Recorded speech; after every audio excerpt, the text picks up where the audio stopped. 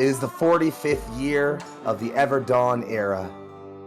A war rages on all fronts as a power bigger than any before stretches and grows and expands in the way all empires do. But this is not a story of dominion, nor one of authority. This is not a tale of conquest. This is a story of rebellion, a tale of hope, a time for change. And sometimes change, as we all know, can only come through violence.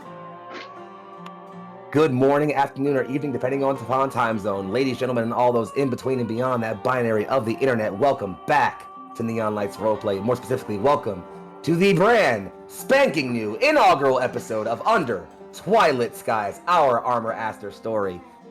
I'm Young Foxy, if you don't know who I am by now, but much, much more importantly than me, to your right and at the bottom of your screen, you will see 5 absolutely incredible and lovely looking, if I may so add, players who I'm going to ask to tell me who they are, who they're playing today, where they can be found on the internet, and how fucking ready are you to get this fucking party started? Starting off at the top right of your screen there and moving all the way down, I'll call them out as I need to. An incomparable player here who's recently made a debut on the Neon Lights Roleplay stream, and we are so happy to have her absolutely rocking that fucking wig today. Hi, Leona, how you doing? Hello, I am wonderful. Hello, my name is Leona. You can find me on Twitter at the Leona Maple. I am playing Thada Janagi, our beloved magical girl, Tempest Mecha Pilot, and her pronouns, as are mine, are she, her. Wonderful to meet you, Thada. Looking forward to seeing what you bring to the fray. Moving on down and around your screen right there, a mainstay here at the Neon Lights Roleplay channel, an org member, and a dear friend of mine who I am also happy to share a table with. Please say hi to the folks at home. Tate. Oh. Hello, Twitch. My name is Tate Washburn, and today I am playing Gregarious Black, the artificial gentleman and good friend. It is nice to meet you, and my pronouns, as are his, are he, him. This is a horribly off-color joke, but if there's any like really good like trans mass people out there looking for a banger Twitter name, at artificial gentleman.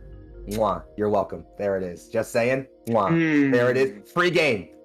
Sliding on from my horrible jokes and thinking about much more important things. Someone who has also only recently made their debut on the Eyes Roleplay channel, but is quickly finding themselves all around this place. And frankly, I am just so happy to see them here, making their, I guess, they've called it their mecha debut, and I think I'm liking that term as well. So please go ahead and tell everybody how you're feeling. The incomparable classical Glyzen. Hey, I'm Glyza. I go by they, them. Today I'm playing Mahalina Agbayani, filled with rage and missing her dead girlfriend. I am a person of many hats. I am a podcast host. I'm a writer, variety streamer, a talk show host, and a TTRPG personality. Most of my shows you'll find by just checking out at Classical Glyza on the internet, mostly on Twitter, because that's where I make all my announcements there. But don't look for me on Instagram because I'm not there. I'm begging you. And thank you, next. Fair enough.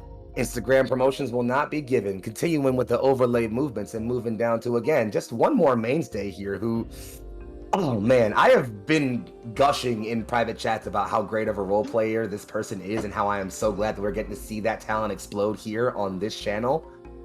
How the fuck you doing, Chouse? You're gonna fucking make me blush, right? Yeah, I know. God damn it. Fuck, man. We're gonna try and make him cry again. Not again. Not again.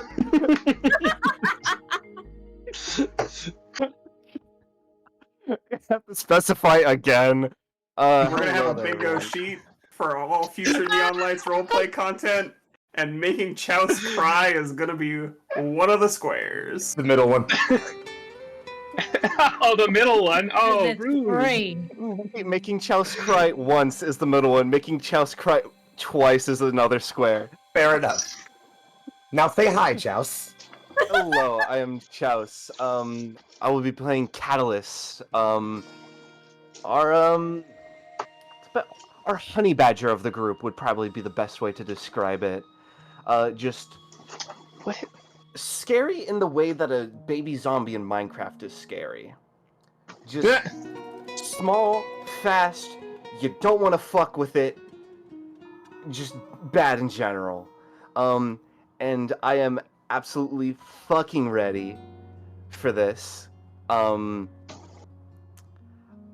ready for a whole lot of fuck shit and punching Yeah. fascists. Well, let's do exactly that goddamn thing. Yeah. But before we get too excited to get right to that, we have, of course, one more player to say hi to.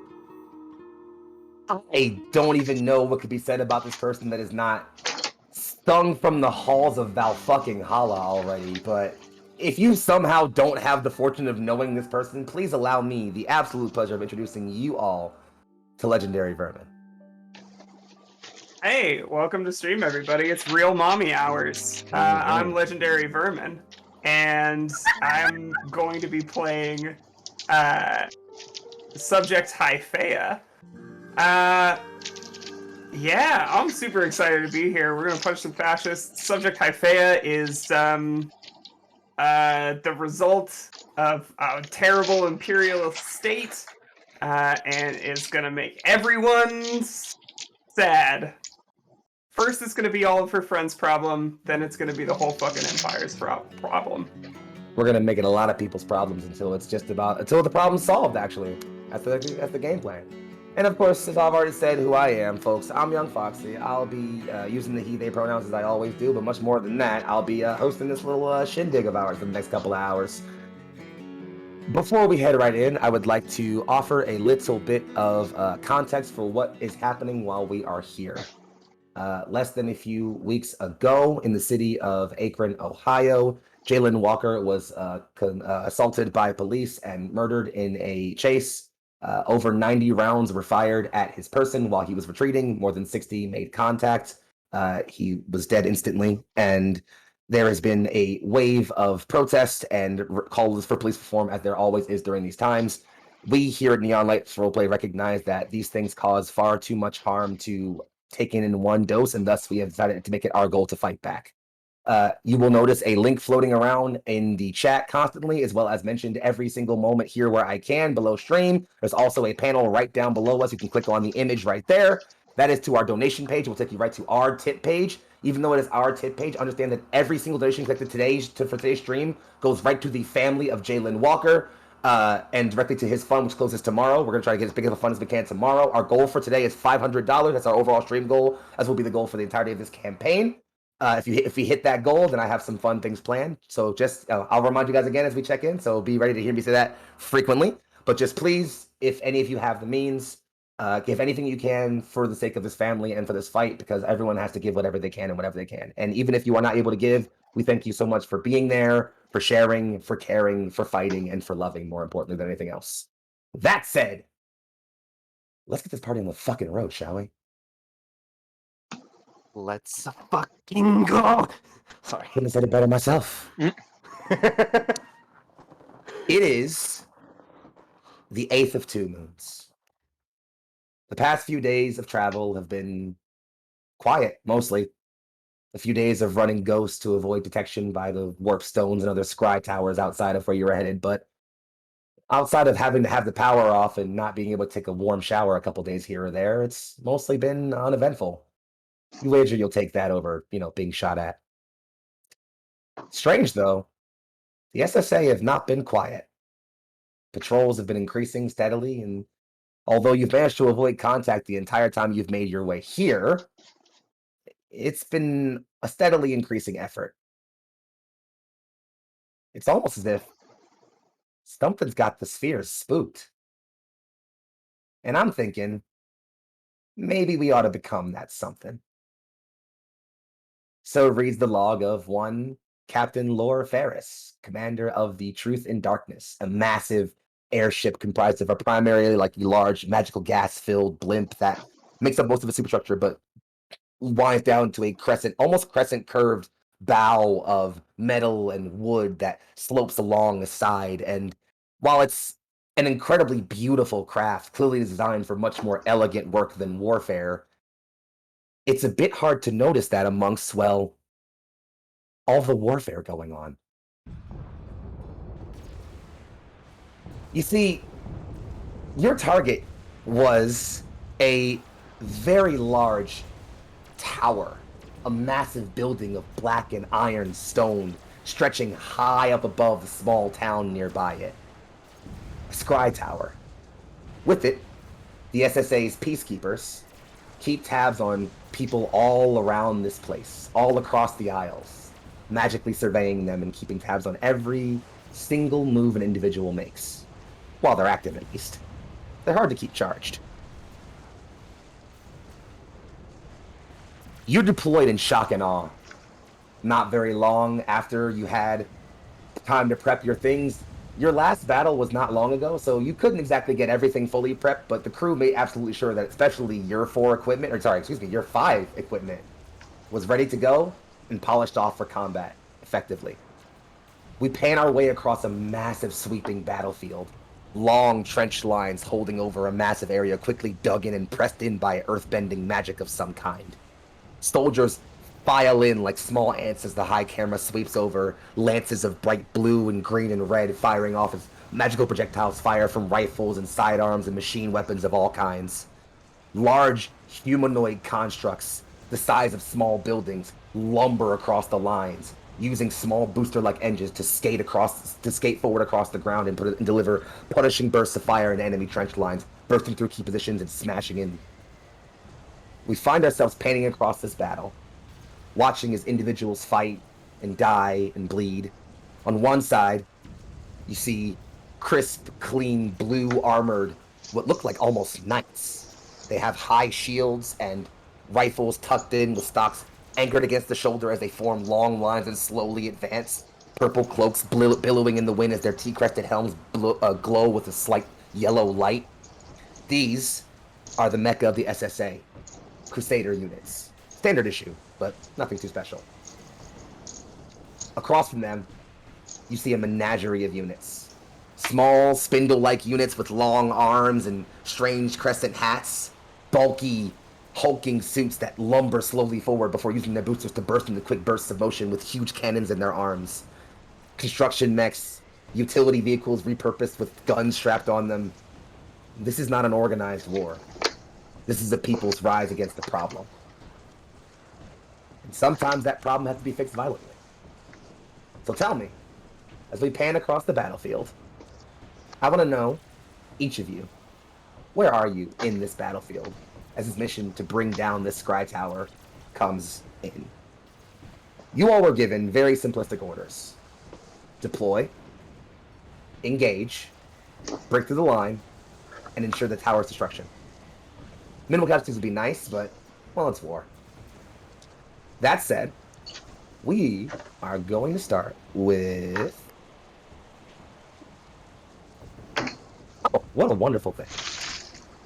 We start to pan across the battlefield as we settle in on the look of one Mahalina, also known as the Battery. You are a well-known pilot amongst the rest, reputation feared and daring deeds known. As the paddle pans across the skyline and through the long battle lines, take us in the scene. What do we see as you delve into the fray of battle? Give us your, give us your title card. The title card is, sorry, that's my call? Oh, no! Yeah.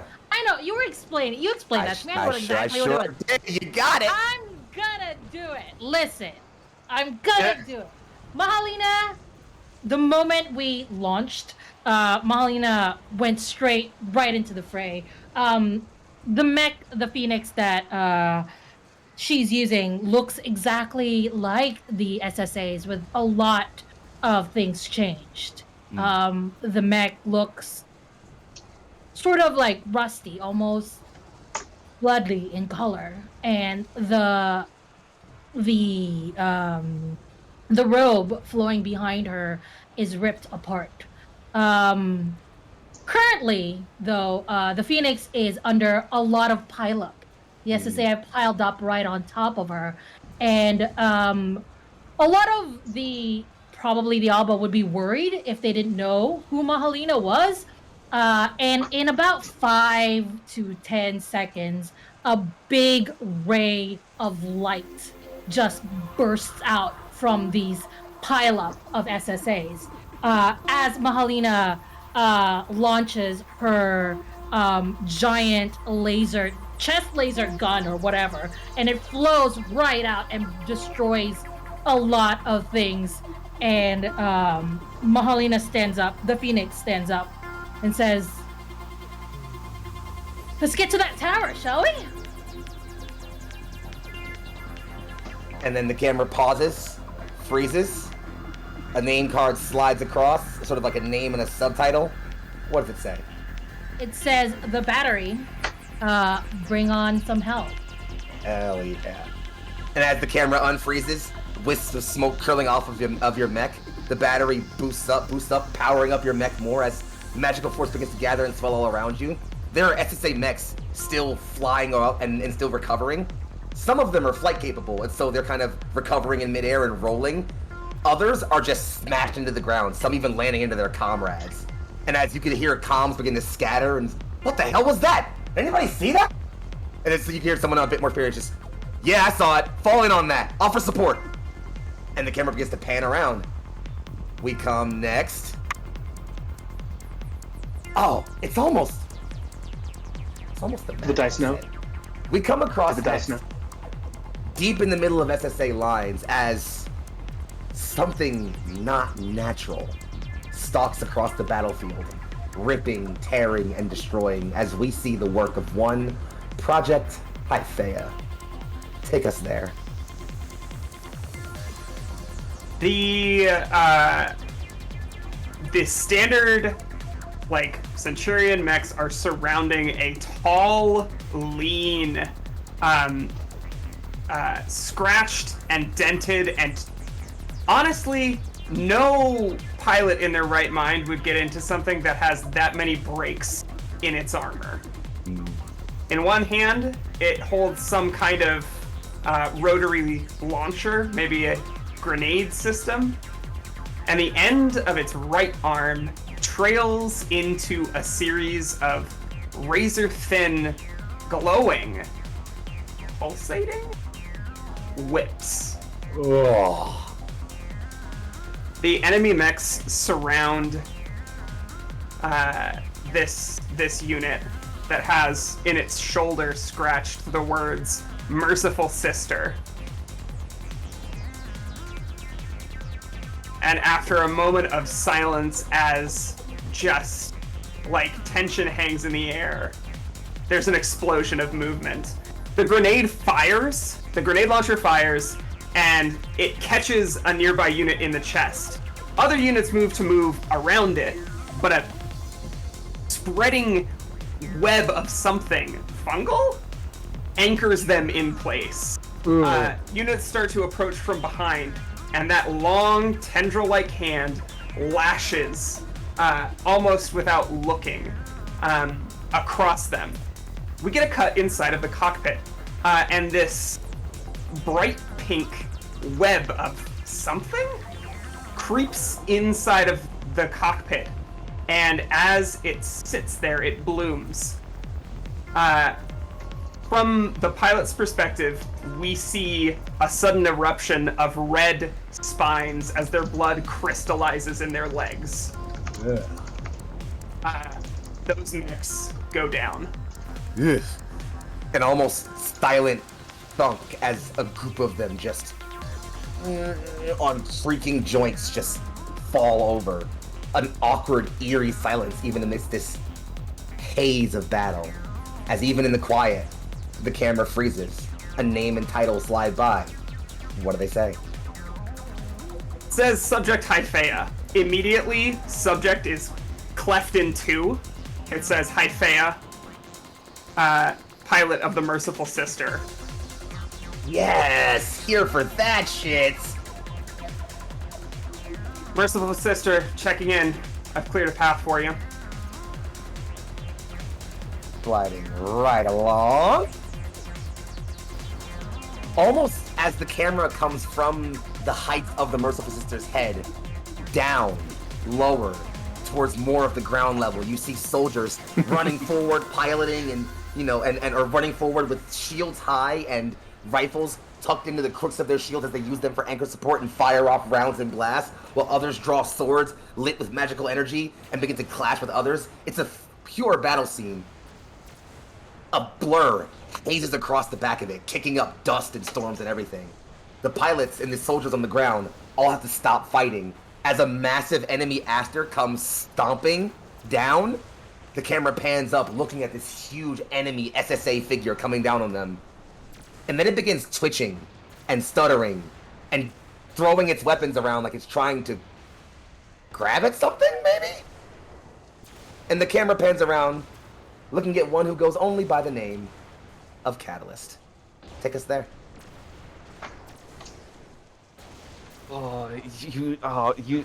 We share a brain cell, Foxy. I don't know what proportion it is, but I was thinking the exact fucking same thing. How can you tell me more about it, baby? As this almost tier 4 Aster trudges towards the front lines to pile up, and give aid to its brothers, its pilots hear hear a thud and then a skittering along its outer carapace as it gets in its comm systems saying, "You're a big one, aren't you?" You know what they say. And it will get pings of just like damage all along its back, and just systems going offline or just errors as it's realizing who just exactly attached themselves to their Ardent. And just there eventually is just a hole ripped open into the pilot's compartment of almost a mining drill, but like a very wrong one, a one specifically designed to just tear through Ardents. These metal teeth open up from this middle and just pull back, ripping further in. And as it pulls out, there is a face that opens up through the hole, and just they will get one last message before their core explodes. Just have fun. And as that mech begins to back off and go critical, just, what? By an Ardent? And as the explosion happens, the camera freezes on that small tick-like figure that just bored through this thing. A title card passes across. Tell me what it says. Catalyst. Try me. I love that. Amazing. Only 2 left.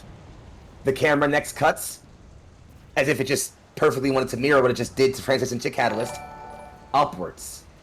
Up over the heads of Asters, over the tree lines and high mountains, into the skies. Sleek SSA mechs, their cloaks given away to flight units, soar about the air, dogfighting and dashing. Meanwhile, Alba mechs, these congealed, clunked up messes of things, push and move and slide across, using magical winds to kind of jet themselves in quick zipline patterns to make small, quick flight paths. This is an aerial duel, dogfighting on an unfair, unnatural scale. But in the midst of the chaos, some people can find that comfort.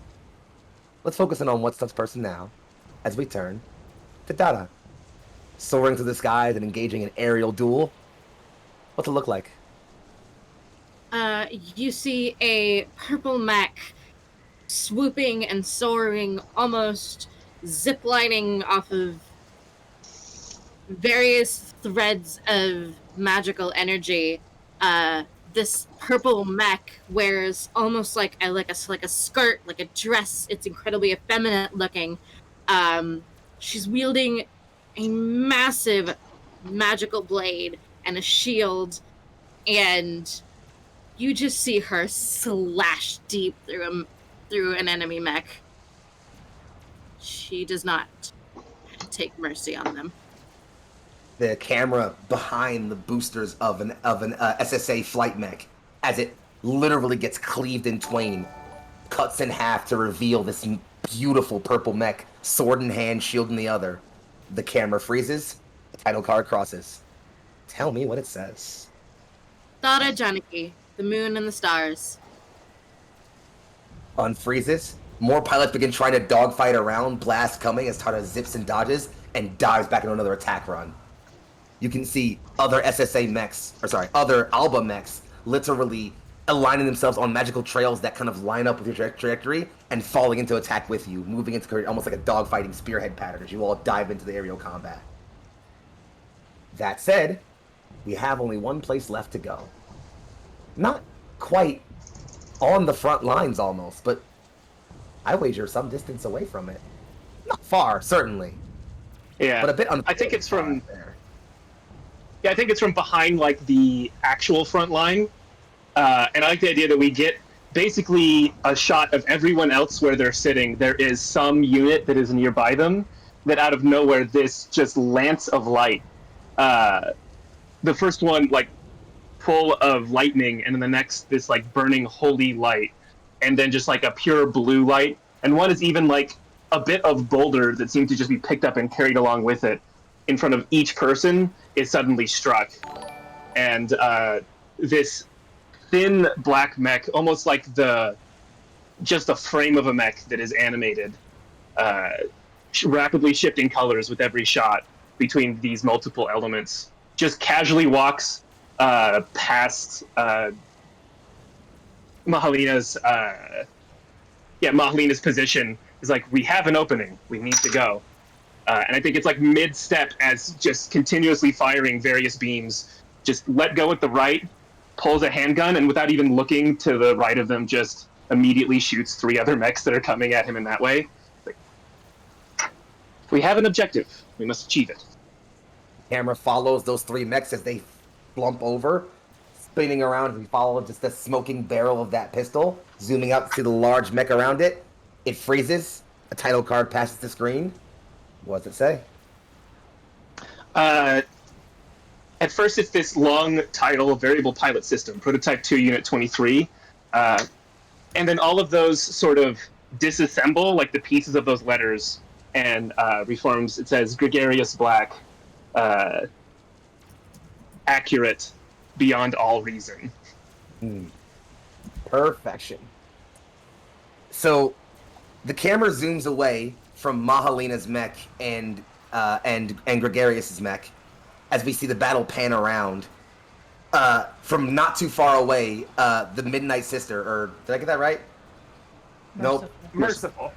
I had Midnight because it sounded really cool in my head, but Merciful sounds even cooler. They both sound cool. But that's why you get paid the big bucks. There's probably more than one sister. That's canon now.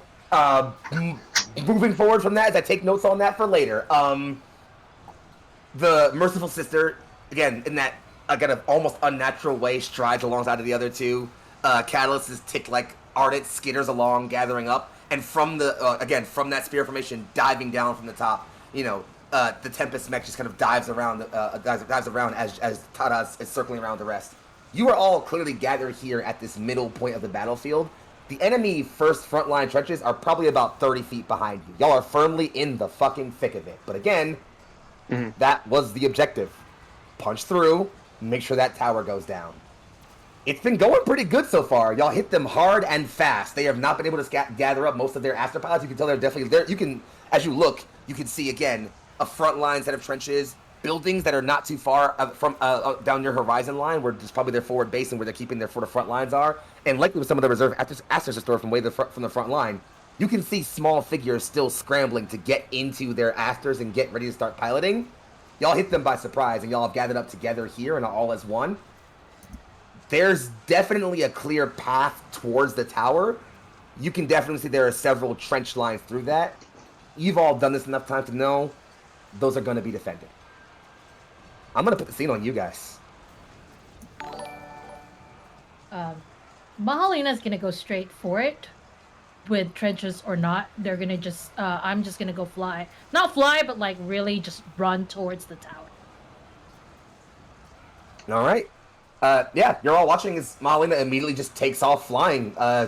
No other words said so far. At this point, again, this is on you guys, love. Go ahead. Yeah. There is, like, I think even the shoulders of the mech, almost uncharacteristically, like, personably, a big sigh.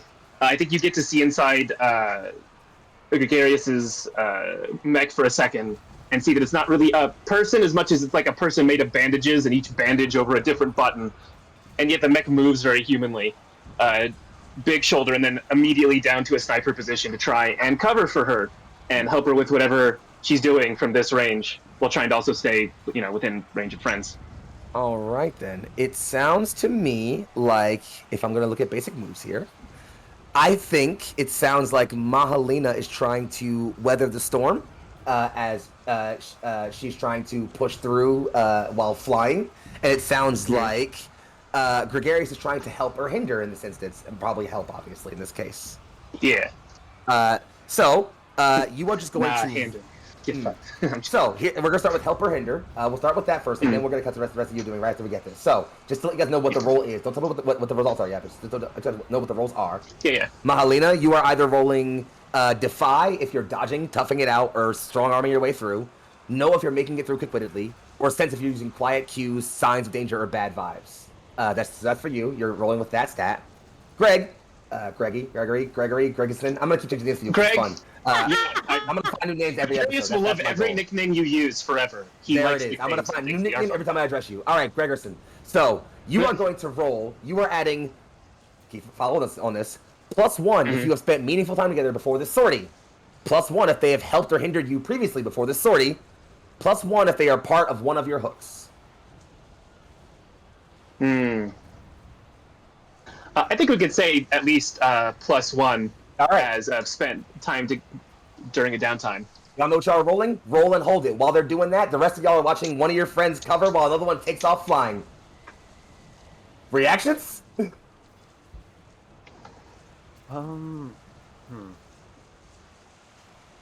Does that one have a death wish? Don't we all? I quite like living. Not looking up from gun.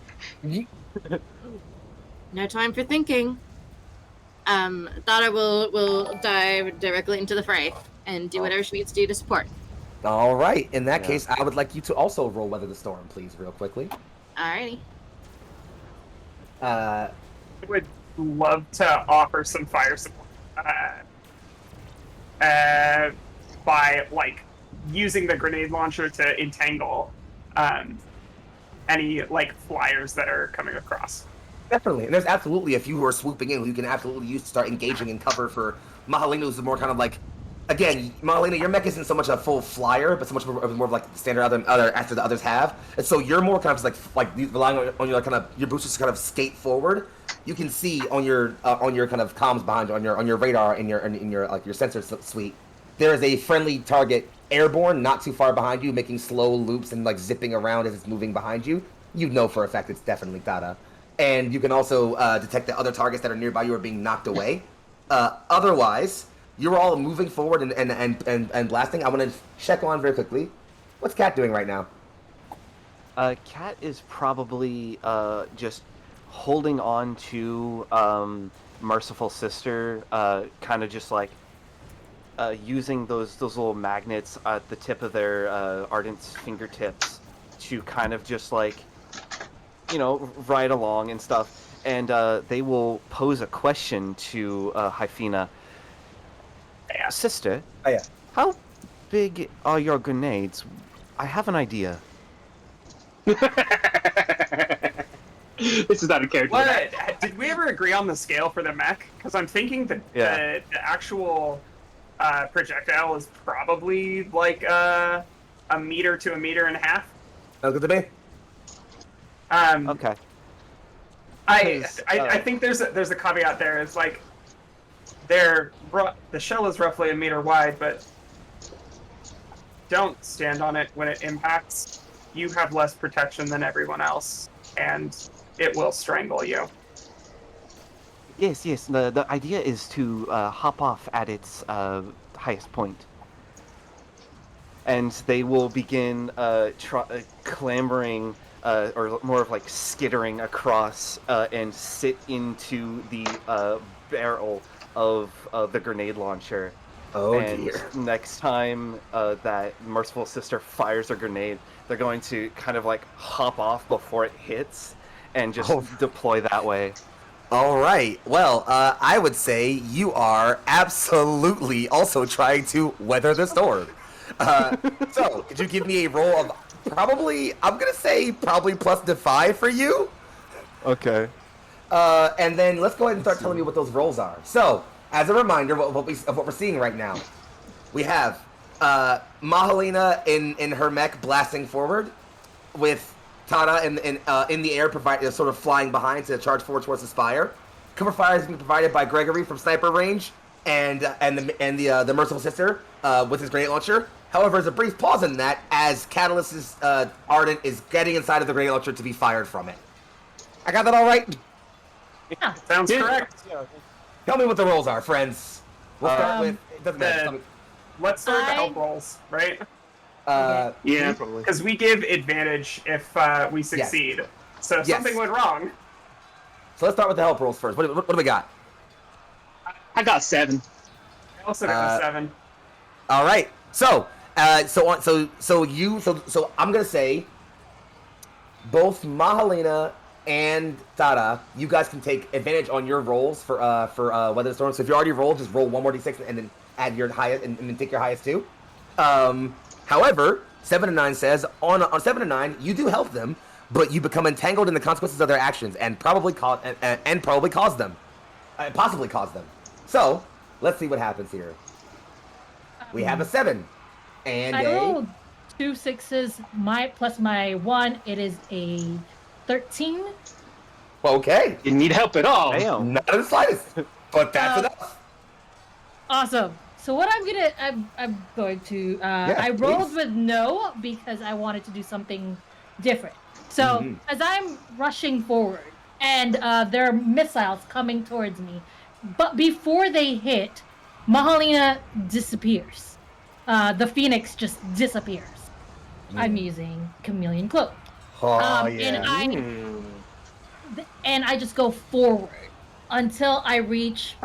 I'm sure that people are confused. Where is this giant mech has gone? But I have now reached the end of the bottom part of the tower and have now started using my the fists of the Phoenix to start punching at the foundations to just start bringing it down with my ruined blades. You all notice the Phoenix are like literally just disappear, fade away entirely, and then while there's still fire trailing and now trying to get up and target Dada, and like there's just no real sign of it. And we'll come back to you in that punching in just a moment. Tada, take me through your role. Dada is using sense because she is once again continuing to swoop and fly and distract and just try and cut through as much as possible, kind of take as much attention and allow Mahalina to do whatever she needs to do. All right, on a 7 and 9 with Weather the Storm, you succeed, but at some cost. It'll keep you occupied longer than you thought. The director will ask you to make a difficult choice, or you'll burn a point of spotlight. As you don't have spotlight yet, I'm going to give you a difficult choice in just a moment. So first, before that, Kat, what you got? Let's see. For the roll, 10. Yes. Oh. So here's how this happens. Mahalina, you disappear and reappear at the base. You are already beginning to go to work on the tower. Just fists come out, flaring purple magic, and you all who are distant watch as the tower just starts to shake a little bit. Just, and then at that point, again, you've all fought with them long enough. You're like, yep, that's our girl. Just without even having to see her on comms. Absolutely. As this is happening, Hyphea, you fire off that round that you're currently clinging to, Kat. It fires off, and you're almost right, pretty much, in your assumption of like, yeah, it's gonna. And you are flying on this glob of sort of, you know, on this round. As it gets close, you just let go with all your arms and just backflip down and land on the ground, like skittering sort of next to where Mahalina is getting close to the tower. You are still definitely taking fire. There's still fire coming your way, so you have to keep moving right now. But you are at the tower and can now start thinking about, well, what can I do to help this? Dada, you are all doing the exact same. pilots are coming at you to try to dogfight with you, they don't run these skies like you do. You're cleaving them down, slicing them left and right, knocking off boosters. And you're thinking like, yeah, I'm going to get through this, no problem. And then out of the corner, as you're watching a giant grenade round from the Mercer Sister fly and watch Catalyst let go of it, and you're like, okay, that's a thing. Your comms go off. All of your comms go off. I see you at the tower. Fantastic. Little help wouldn't be too bad, though. And Tara, you look up, and you wouldn't even have, you wouldn't. The rest of you could look and notice. Tara, you wouldn't even have to look at your comms to know who it is. As right above you, your ship, the Truth and Darkness, is flying through the battle. It is up above, raining cannon fire left and right, and firing with its anti-personnel guns. There are Astras swarming all around it, and a corner of it seems like it's on fire. It probably needs some backup. I got your back. You can't. You hear the captain just, "Oh, thank the night! Please get on those goddamn guns!" And it then cuts back off. And so, Tada, it sounds like you are diverting and blasting away to go and assist the captain. Then, yep. All right, Tada, you are going up to engage on to engage on the Astros up top. I'm going to say this is probably a clash in this instance because there are pilots there. So what I'm going to do is, first off, I'm going to get some music kicked off because it's not hype enough in here right now. Let's get that first off. Much more important. That's what I got, baby. That's what I do. Come on. Much more importantly than that, I'm going to just kind of pass the camera around here. So it seems like everyone's kind of engaged in their own general things, right? Doing their own vibe. We have Mahalina and Kat at the tower. Greg and Haifea, you all have provided enough fire support to let them get through. Those defensive guns that were firing on them have turned back and are now spraying you as soldiers pull in to refill the line. Y'all are cut off. It's y'all two, Kat and Mahalina. Tada, you're helping the captain out. We're gonna cut through this in those three orders, exactly like that. Let's start off with, you know what? Fuck the rolls. I told you what's happening right now. Gari and Haifea, y'all are both at the base of the tower right now. Y'all are both further back from the tower, taking fire and are cut off from your friends. You need to cut through either to get to them or to give them a way out once the tower goes down. Tell me how the two of you do that.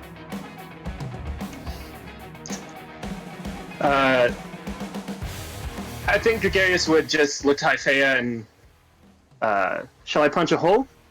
And, if there's so much as a nod, I think his plan is to find either whatever enemy Ardents are using, Divine and Elemental, that I can identify, and just try and immediately punch a hole in that group first.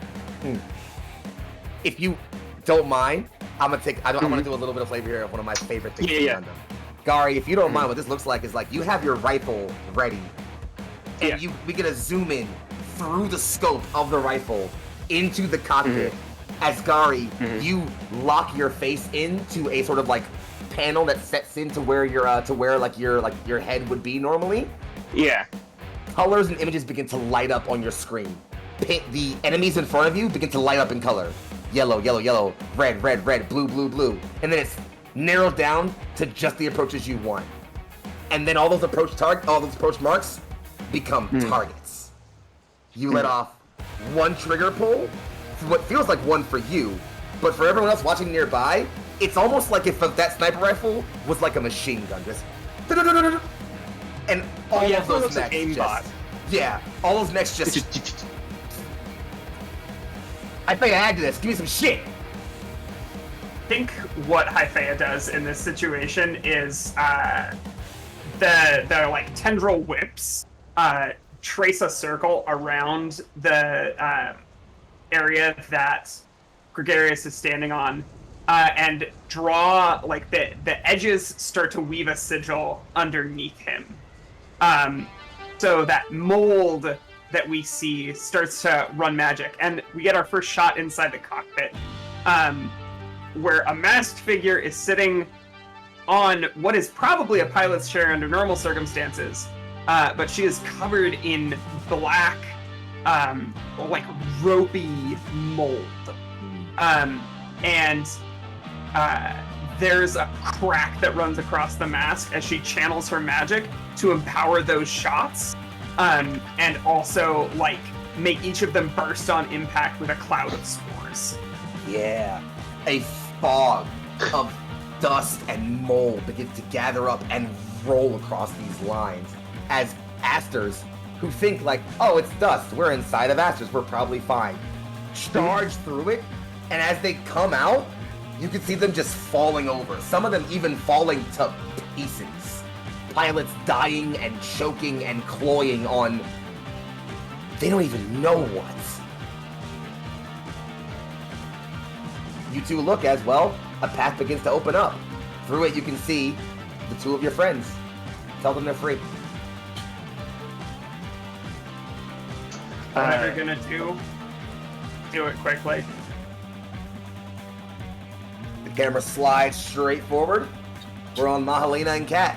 Kat, you're still skittering around, dodging fire, but it's mostly falling off now as they're moving on to your friends. Y'all biggest problem right now is this tower.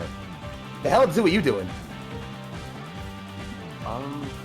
Well, I know what Kat's gonna be doing the second they reach the tower is kind of put those two mining drills, one on kind of like the back shoulder, and put them in front and kind of dig into the base of this tower, and like how you know, like a gopher, how it just like tunnels through.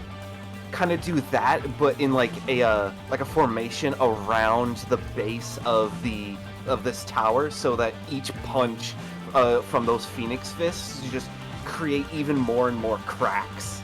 All right, Mahalina, you hear what's happening. Add to this. I'm gonna look at the people that might be around me, and I'm gonna go, hey Kat, do you think if I fire my laser gun chest thing at this tower, it'll be fine? Like, we won't take down anybody else other than this tower? Lateral with your ion cannon is hard to calculate, but send it. Right, and then I tell you to like try to get out of the way, and I stand right in front of it and power up this chaos revolver, and I am shooting right through it. While you're powering up Chaos Revolver, literally arms gripped, powered up, and you're ready to fire through it. Kat, you're getting out of the way, literally skittering out of the way. You look over and you're looking at like just a quick pass across like how many cracks and holes are already in it, and the overall power you know that Chaos Revolver can put out. You're like, it needs more. It needs a little bit more. And as you're thinking about that, we pan up to the dogfight happening up in the skies. The Truth in Darkness is certainly burning, but she is still putting out heat. The captain is looking at that tower, seeing it shake and rumble, just, we're getting close, a little bit more. Tada, you're outside. The camera literally pans from the bridge as the captain stands elevated, barking orders and pointing out of the bridge. We point out of that window as you literally fly straight by it. Tell us what's happening right now as you help the captain get out of this. I mean, curiosity wants me to know, would it be better for me to use my magic missile array like a sniper, or should I go for the melee with the rune blade? I mean, what sounds more badass to you right now? Both? You do both. Then both it is.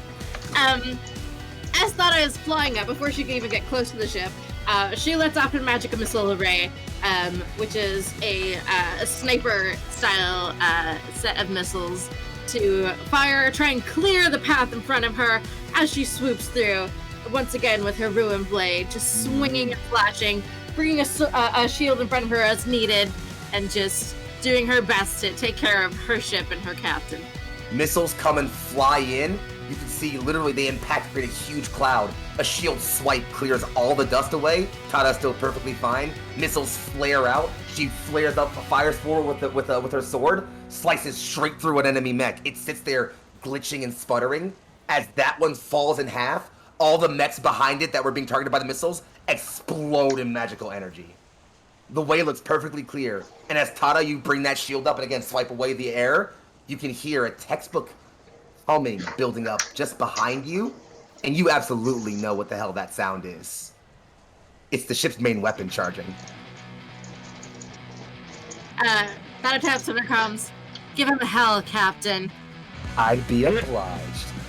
And he's like, and you can see the captain put both hands on a console in front, and as he flexes, you see light pink force course from his chest down his arms into the console and work its way up through this large mass of energy into the sort of crescent era of the ship. Two, I guess, beams of magic fly out on either side with small individual, almost feather-like indentations on them. One and then another and another and another and another. As that hum builds, just lines of runes run across this sort of fork-like structure in the middle. It's just like main anti-magic cannon, fire. And may I request really quick a title card for the captain in this moment? Absolutely. Yeah! You give us a title card. Yeah, please go. Yeah. No, you No. go. You give us the title card, baby. Okay, fine. You're right. I'm sorry. So yeah, the big, he lowers this. I'll even describe how it looks. This tall, kind of humanoid but lanky figure covered in a dark purplish skin with a single green eye visible with black sclera and an eye patch covering over the other eye. Twin antlers bearing up from either side and scars covering the faces. Long dark hair hangs from them. Channels magic through this as the cannon powers up. Main anti-magic cannon. And it pauses right there. Laura Ferris, last son of Gamara. Oh, there. And it blares through, a beam of light cutting through asters and ship hulls and clouds and smashing straight into that tower. And as you see it blaring into that, Mahalina, you let loose that Chaos Revolver shot firing, and Kat, as you're literally clambering to the other side of the tower, you have to duck your head a bit as the blast just goes straight through it. As a pause, the whole battle gets quiet, and slowly but surely,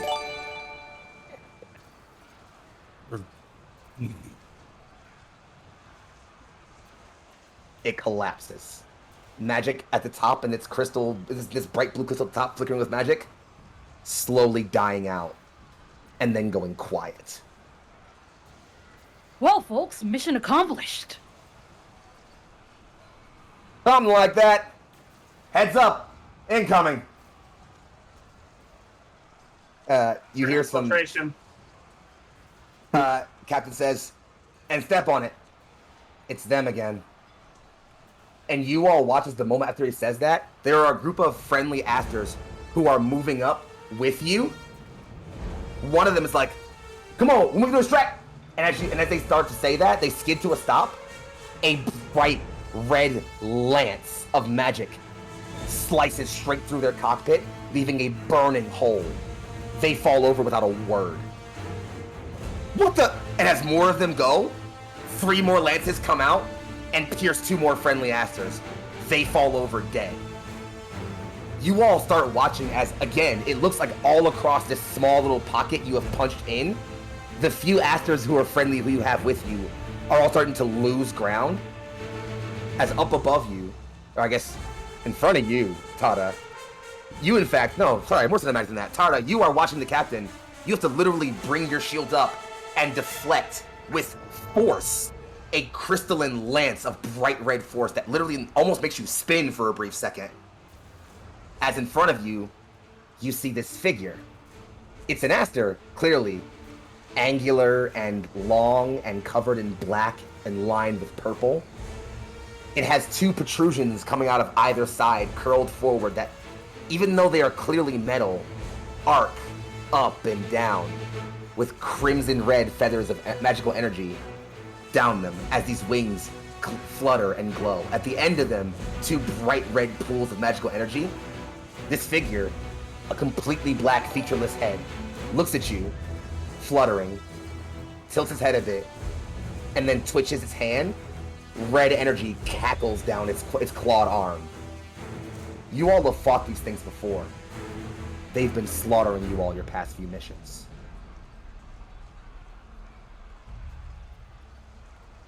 What do? Is that tower falling down? It's down. Can we move on it as it was falling?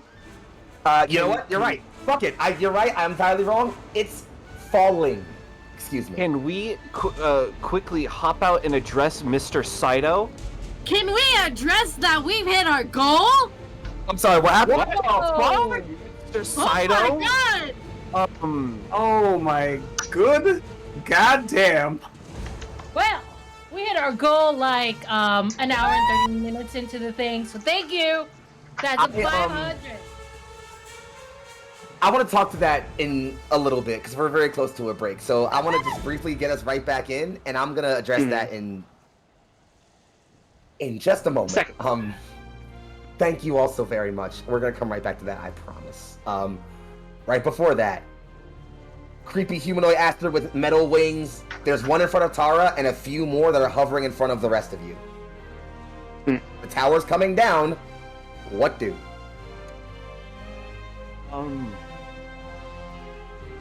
Pat would be clambering up this tower and in an attempt to grab this crystal. I'm not sure how big it is comparative to them, or like to them in their ardent, but like this can be useful. I'm gonna take it. One more time. What are you taking? The crystal that powers the scry tower. With all 6 of the arms on your ardent, you could probably lift it. It was going. It is, however, going to slow you down getting out of there. Understandable. All right. I'm going to ride the falling tower to hopefully get to a better position. Alrighty. I Speaking will. of Sorry. No, you go. I was You're also there again. going to ride the tower, but like run up to leap off of it to try and. I'm asking clarifying questions real quick. Are you all running up the tower? Yes. The 4 of us on the ground may in fact be doing that, so that we can jump off of it to Why the didn't you ship. just open with that? What the fuck? Do it! We're running. Well, at first the tower wasn't falling. We had to fix that.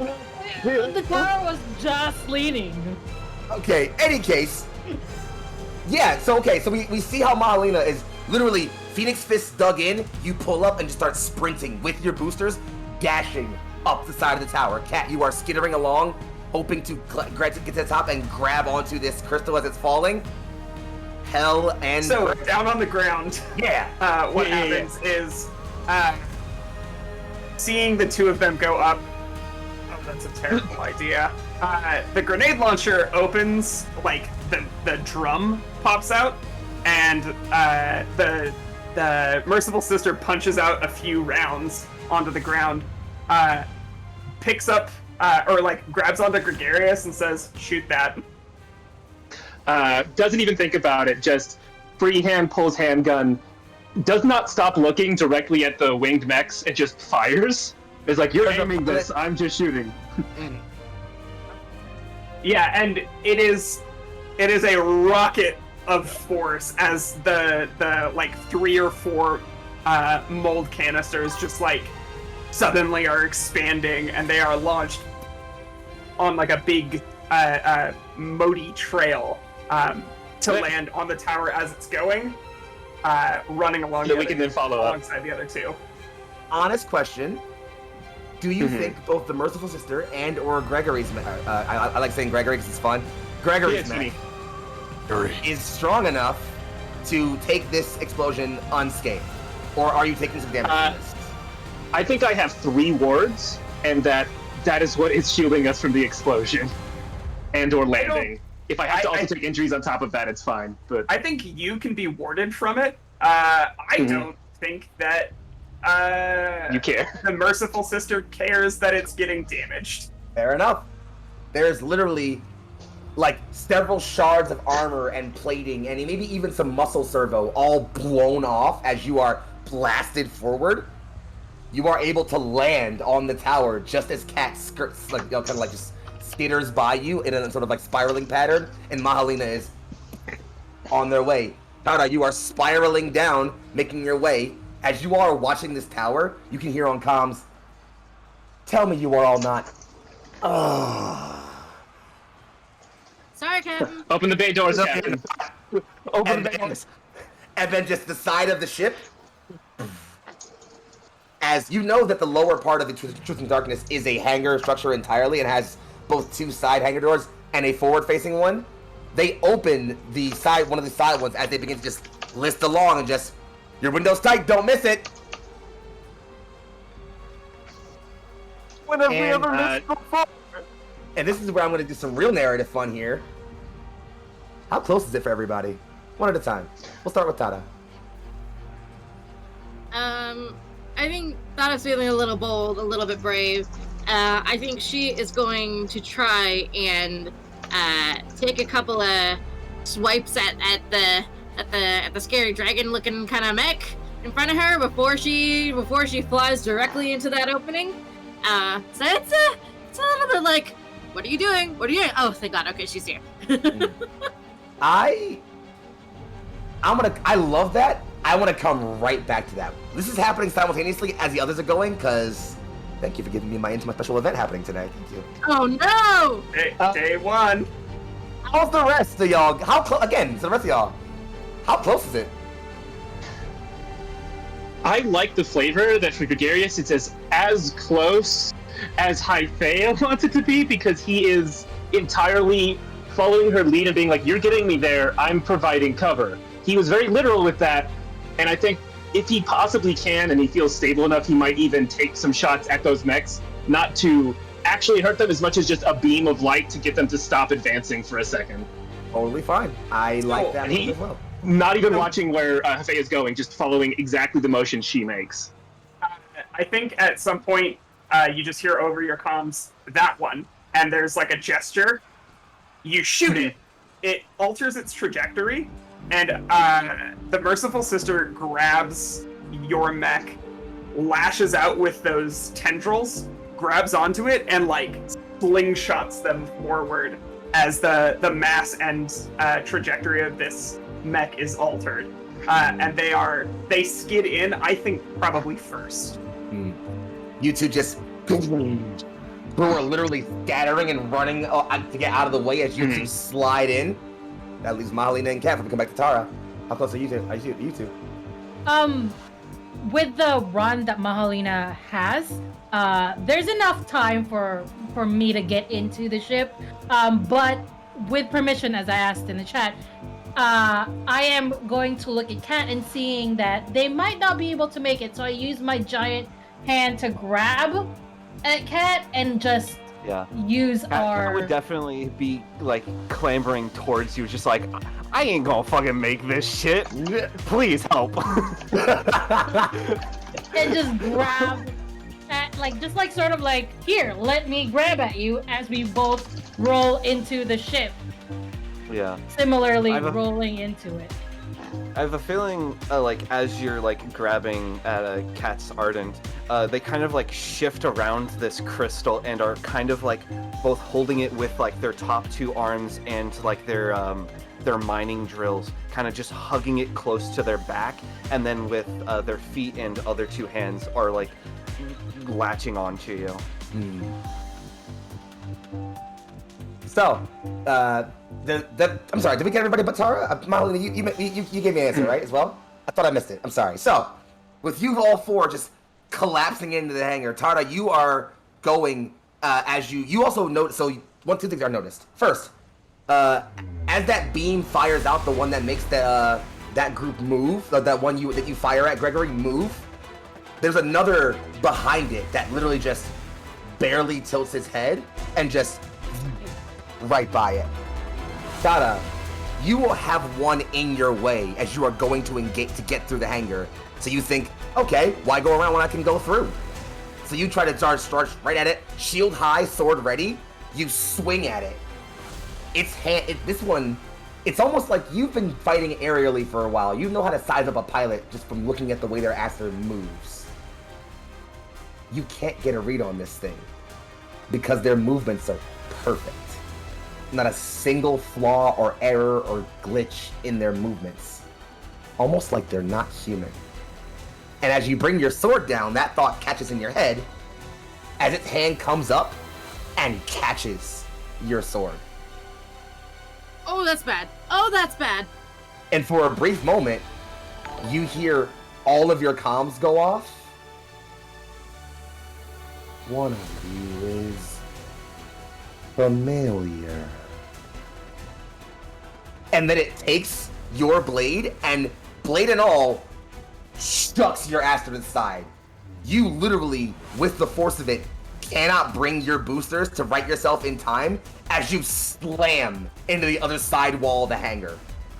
Aster parts and replacement gear and crew scatter and fly, and you're pretty sure at least one person probably got hurt. But before you all can say anything, the captain just, get us the hell out of here! The doors slam closed, and the Truth in Darkness, with a deep rumble, flares up its engines and slides off to disengage. Other ships falling in to offer cover and fire support for it as you all break away and escape the battle alive. I would like each of you to take the peril shaken. I need a good spot for that on my sheet. Ouch. And we're going to come right back on that after I take us on a break. So as a reminder, before we head off, I want to let everybody here know and remind us. Okay, sorry, I got to do this a little bit differently because things happen. So as a reminder, the purpose of this stream is to raise money for the family of Jayland Walker, who was unfairly and unjustly murdered by police in Akron, Ohio. Our donation goal here was to make $500 to give straight to him, and all funds we credit to this stream will go directly towards the family tomorrow immediately. Our goal was $500 for the whole night. We are an hour into a stream we started late, and we've already passed our goal by over $100 or so. Because Mr. Sato's the man. Not even just that. Every single person. Every single fucking True. one of This you is all Every is- donation. Thank you. This is true. Excuse me. That's fair. I hate getting emotional before we go to break, but I'm just gonna say, like, the people who are here, like, the people who are here right now in chat, in this stream, donating, watching, sharing, playing, you all are doing an incredible amount of work right now, and I can't thank you all enough, not just for, like, what it does, but what it means to me personally. Thank That you for said, showing up. yeah, thank all of y'all, seriously. That said, I hope you enjoy our first special event, which was, of course, a hint to what in the hell those weird flying asters are. Enjoy playing that out in downtime as you all speculate, and we get right back. See you all in a bit, okay? See ya. And we return. Welcome back, darlings, to the inaugural episode of Under Twilight Skies, our Armor Aster story. The party just gotten themselves out of a rather interesting sortie, dropping a scry tower of the SSA and ensuring that they will have a better chance towards, well, stopping this looming threat that they've been fighting. However, they also encountered some very strange assailants as they did so. We rejoined them only a few, say maybe about a full days later, just about. It's been a full night's rest, just about, or however you want to phrase it. Actually, you know what? Time isn't important. Y'all tell me what time it is. It's not super important. Much more importantly, though, the Truth in Darkness has escaped out of the battle zone back to a low canyon valley that literally rests in the sort of rugged edge, the rugged lip of one of these three places where we are. It's about time that I mentioned exactly where we are right now. We are on a place called Nor Aldratel, otherwise known as the Three Moon Islands. So called because these three large floating masses of land which sit above the mountaintops of the area below them and the sea that sits beneath them are a sort of home wherein people have existed communally and existed peacefully outside of the Empire's resistance for a very long time. However, this area has one critically important resource. Well, at least one that we know of. The crystals here, which can be harvested naturally from the cores of the islands and around, are essential to what create the flight-capable actors that give the SSC their superiority militarily. Thus, a long campaign of oppression, subjugation, and ultimately vassalization has begun for Nor Ultratel. This place here is made up of 3 primary islands, one of which, the island of, you'll have to excuse me for 1 second as I get the name. Sorry, the island of Izone is up in the northwest of the area. Y'all are around the sort of southeastern lip of that island, literally sandwiched or in between 2 mountains in a sort of low valley where you've touched the ship down and can sort of easily avoid SSA patrols and things like that. Your ship will need some time to repair, clearly, so thankfully you've gotten some time to yourselves. We've all just had a talk about how downtime scenes work. For those who have never played Armor Aster and don't know how it happens, Armor Aster works through a system called downtime scenes. So my players get to each walk through different segmented actions and moments where they sort of show what their characters are doing in their downtime. It's wonderful for me because I can kind of just hang back and watch them do great things, which is exactly what I'm going to do. Y'all already know how this works. I got my magic player picking die right here. I'm going to roll it. Pick me a player. And our first downtime scene will be... Sorry, I got a cracked die there. Our first downtime scene goes to Cat. Alrighty. So Probably, let's start with the simple stuff. Which area are you setting your downtime scene in? It'll be in the infirmary. All right, we are set in the infirmary. Take us in. Cat, after dealing with like some like major repairs and like after everything's kind of like, you know, the dust settled, they will kind of sheepishly kind of like do like the 2 little knock things and kind of enter the infirmary and look for Tara. Oh boy. Yeah, Tara is on a little infirmary bed. She's not too worse for wear, just a little bit more sore. She's like been like insistent, like, no, I'm fine, like I'm fine, I'm just sore, but like when she tries to like sit up when she sees Cat, it's like, oh, okay, maybe not. Okay, all right. Stay. I'm not moving. Cool. You're good. As Cat approaches your bed, they are afraid, not of you, but in the condition that you are in. Just like you got hit pretty hard back there. Hey,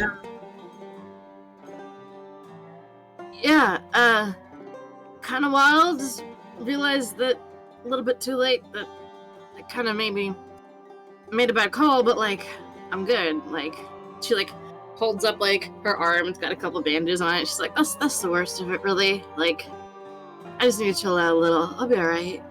Hey, good job out there, by the way. You did incredible. Fuck. I don't handle with confidence at all. Fuck. Like at all. Fuck. Damn it. You picked the book. That was easy. When we had to. You picked the book where that was the thing that we do for you, is be impressed. I know. Fuck. Cat will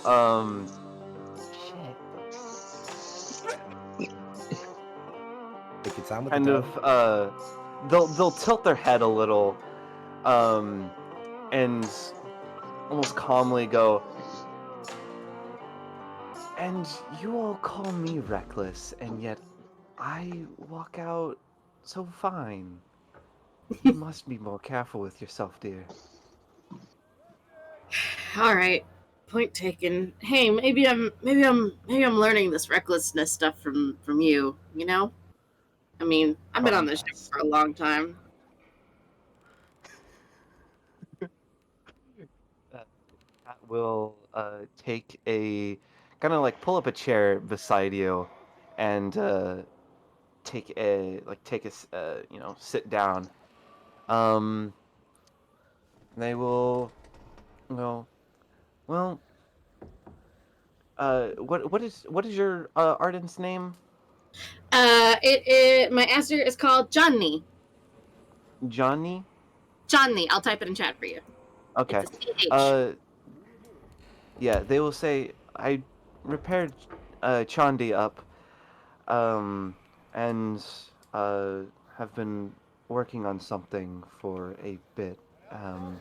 When you find the strength easily, and they'll add that as like the important part, just like when you can easily walk. Um, uh, meet me in the meet me in my workshop. I have something for you. Oh, okay. Thank you. I'll Yeah. promise it won't take me long to heal up. Okay, I'm serious. I'm serious. I'm good. Just like give me a night. Sleep it up. They will gently place a hand on your shoulder and say, "Take as much time as you need. We are in no rush." Okay. I'm And spending a token right now. Okay. From out in the hall, you hear an argument happening, and it sounds like it's the captain insisting that Hyphea go to the clinic. Hyphea saying, "It's not a problem. I can't even feel it." Your face is leaking. Ooh. It's fine. And Hyphea walks in, and there is probably like a very large gash running just like across the side of her face underneath the cracked mask that she was wearing, and she keeps trying to like fix it in place as it falls off. It'll be fine by tomorrow. But I don't need any medical treatment. You just save that stuff for the people who deserve it. Need it. Hyphea. Hyphea. What's your rank? Me? I mean, Yeah. I've been on this ship the longest, so I mean, Okay, I don't know. then, probably Head bitch it's charge? I don't know what a rank is. Corporal. The third place. The second. I don't know. That Yeah, one. second, I guess. First mate? That seems wrong. Hyphea, you do not need to be so formal. But if you wouldn't be so kind as to occupy the bed next to me and keep me company, that would be lovely. We have enough resources for all of us here. I can't even feel it. It doesn't matter. It doesn't matter. And at that point, the mask literally slips, hits the floor, and just breaks. Hyphea, you matter. I would like to spend a token. Uh-oh. Yeah. Oh God! It's already happening. I would like to spend a token that it is at the moment when the mask crashes to the floor that Mahalina walks in to grab some supplies for Strix in the infirmary. And I'm just like bursting in. Sorry, y'all, I just need to get some thing. And I am staring at Hyphea. I do need something to cover, and she just gestures at her eye to the captain. It's the only thing that doesn't fix itself. The captain, as if already being at least a little bit prepared for this as a concept, maybe like he has spares for himself, just pulls a patch and it's like, I keep a few on hand. And I think we get like a shot. The shot is Hyphea opposite Mahalina as Hyphea takes her hand away from the her left eye. And there is a kind of sunken hole there, like a burn, but it goes through very deep, and it is an ugly kind of purple, lichen-filled crevice in her head. If this is cool with you, Glyza, I think we also get cross shots of a very public, almost like arena filled with spectators for an execution of 12 different people. Yeah. Hyphea is one of the people being executed.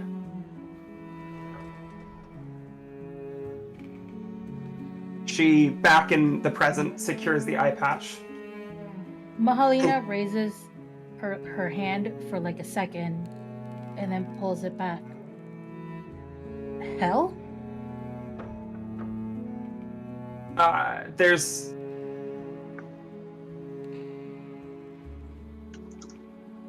Me? No. Hyphea. I don't think we've had much of a chance to talk. You look exactly like someone.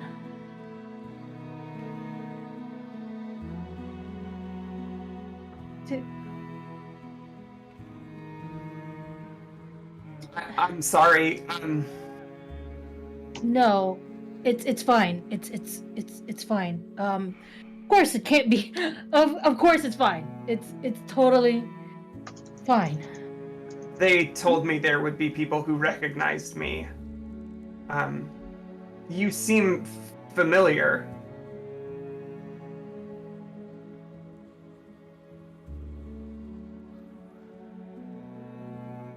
Captain, Yes. I need some explanation immediately.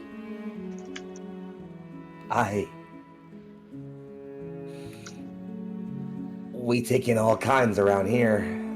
If there's an answer for what this is, I'm sorry, is there a problem? No.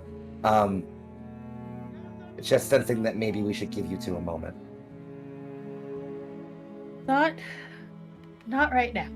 I'm Hyphea. I'll see you around. And I'm gonna go. Talk to you later, Captain. Because I need to know a couple of things. And I just, storm out of the infirmary. Find me on the bridge. What the Yikes. hell is that all about? The captain looks over at Hyphea. I'm not sure anyone here knows. Suppose it'll be up to Mahalina to tell us when they're ready. I'm sorry I caused a scene. And she'll grab, a set of sutures. Clearly with the intention of sewing this back up. She definitely doesn't have medical training. And then just kind of walking out of the med bay. Pat will pipe up, just as they're grabbing the sutures and stuff, just super glue would probably work better if you're not worried too much. I'm just gonna leave it as it is. And she, sutures in hand, just leaves. There is only the two of you, the captain, and other injured soldiers and those attending them in the infirmary still.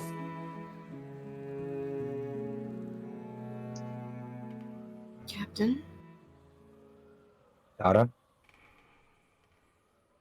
All of that drama aside, what is it with their new recruits anyways?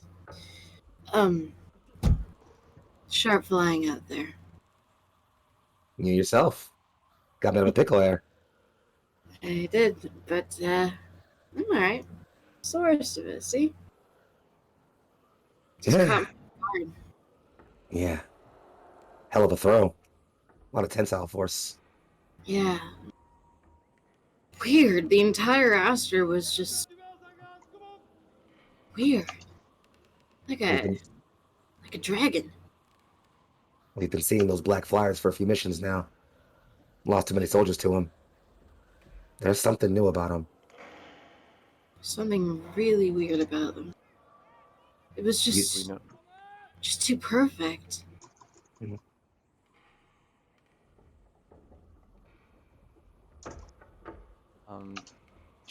Kat will kind of like take a moment and like, do we know where they come from? I mean, they gotta be enemies, right? I mean, that's why they're fighting us. Have to be to Empire start tech. somewhere. As for where they're coming from, well, that requires to know what the hell they are, probably first. If they were some new war machine or a plan to increase their aster forces, you'd think they'd be parading them across cities and, propaganda postering all over, but no sign of No, them. Not even a tag. this is something else, Cap. This isn't. This is not them trying to create a propaganda machine. Feels like a science experiment, you know? Just They want to unleash keep under wraps. exactly. Unleash something dirty and disgusting.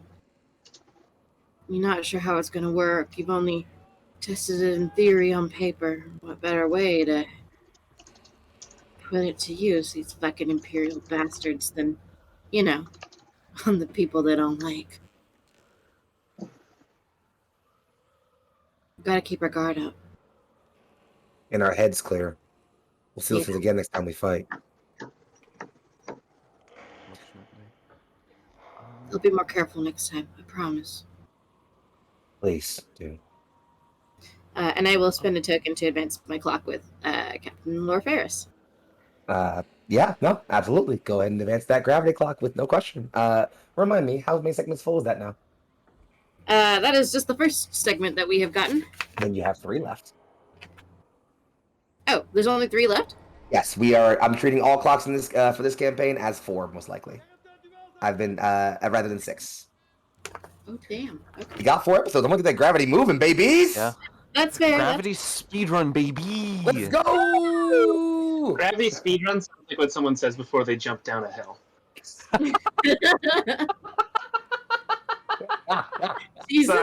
a skydiver's motto. Oh, no. Gravity I feel like we speed need a run. little bit of lightness after that scene. Oh. So Yeah, I did that chuckle. no, that was great. Yeah. So I think after talking to you both, the captain just says, "I'll be on the bridge. Find me if you need me," and steps off. And are we cool ending that scene there? We think.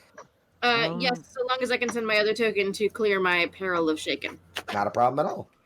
Kat, I see the text message there. Yeah.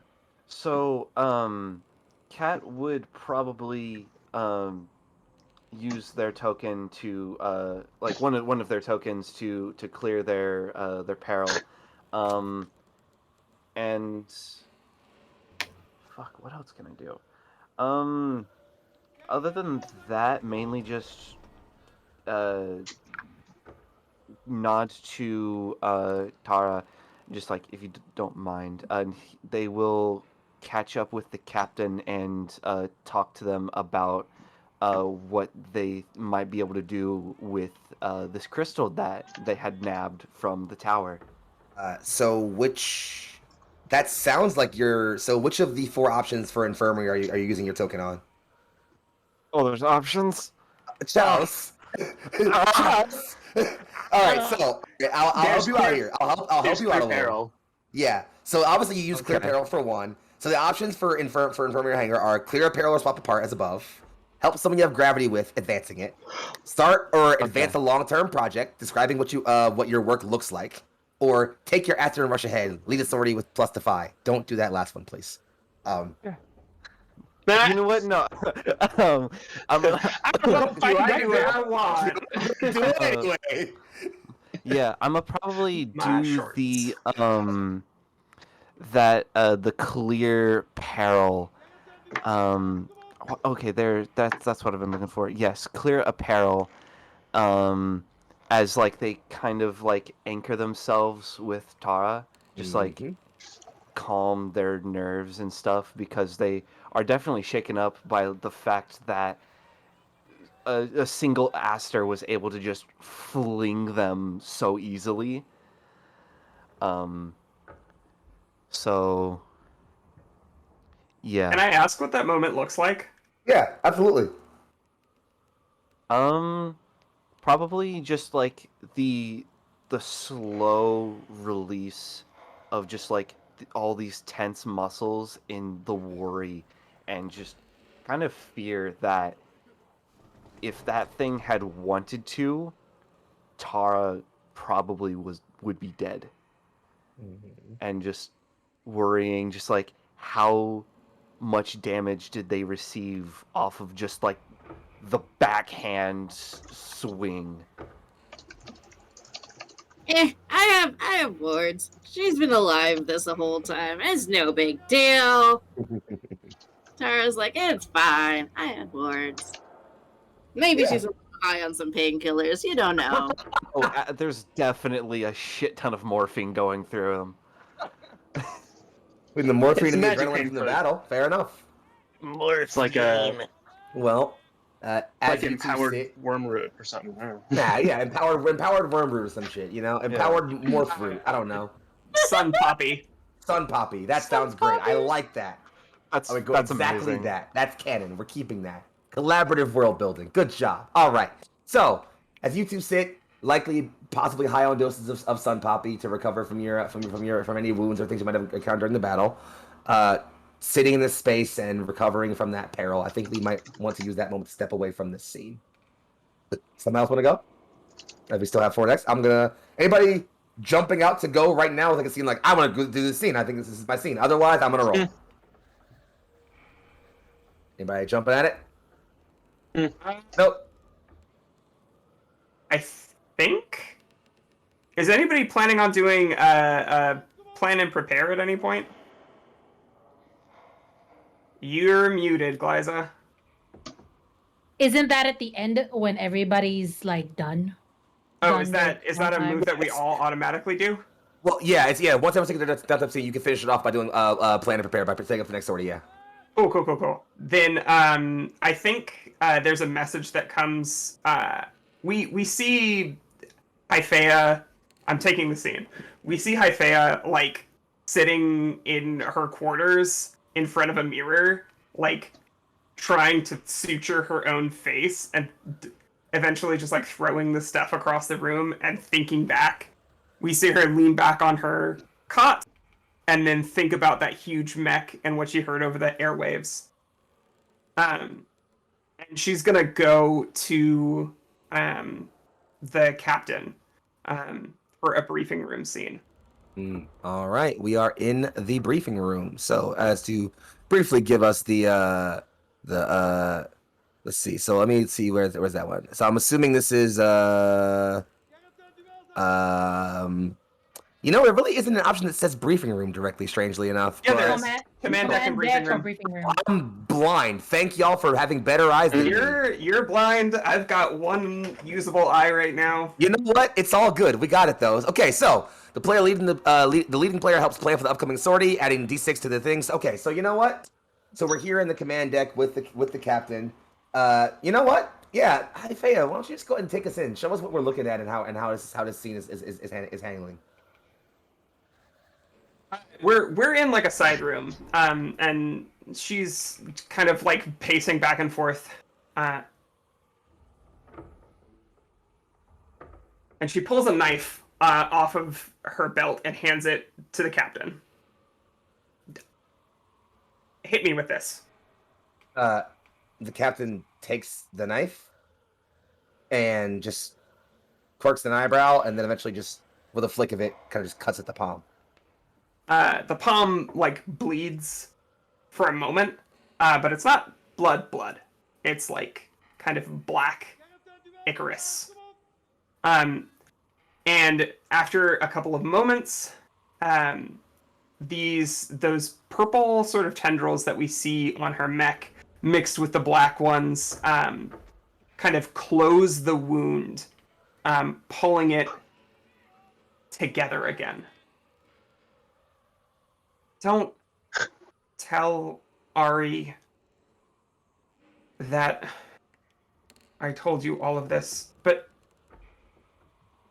I think those black mechs are a continuation of one of our projects. Projects. They had us fighting in pits. And I can't feel it when you do that.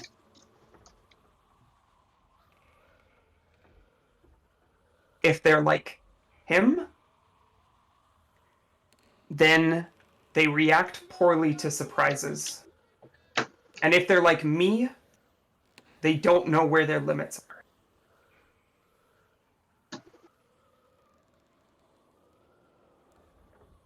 Ari's gonna get upset if you treat us like we're wind-ups or automatons, but if it keeps people from getting hurt.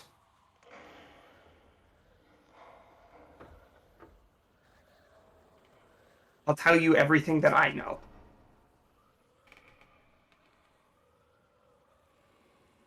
The captain nods and says, personal trauma can get in the way of a clear head in battle. I understand that. Report. And we move into kind of a montage of like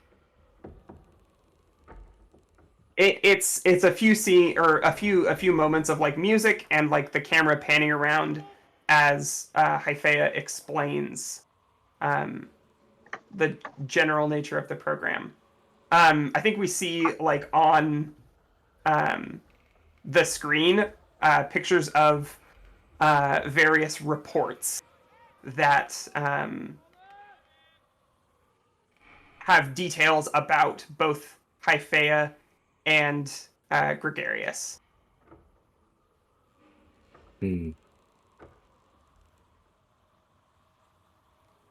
And I suppose I had a camera pan see for this, but it didn't work the way I wanted it to. What I'm instead going to do is, okay, so as this report is fully given, the captain nods solemnly, quietly, looks at an attendee and kind of like inclines his head in towards your direction. The attendee goes over and retrieves a box, which then they bring back over and open. It's a crystal inside, which glows and begins to show a schematic. It's a mech, an SSA mech. It's absolutely not one of the ones you guys just fought, but it's one that you, Hyphea, recognize as it's one you used to pilot. In fact, your entire squadron used to pilot these. The captain speaks. The Hellion Division. That's the name we've given them, effectively. First, we couldn't tell if they were high-level pilots, advanced AI, or something else entirely. And we stopped seeing them for a while. A few weeks later, you two show up. Figure it's just coincidence, or dare I say it, luck. I don't think so anymore.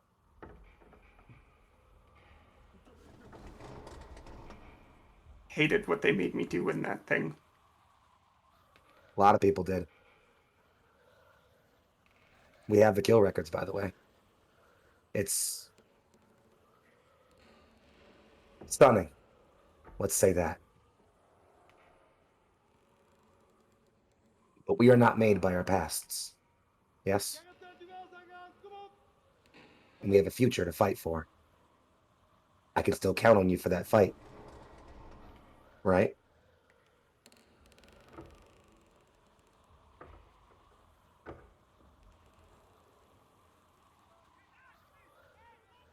Why do you insist on treating us like we're people when you know something like that? What makes a person?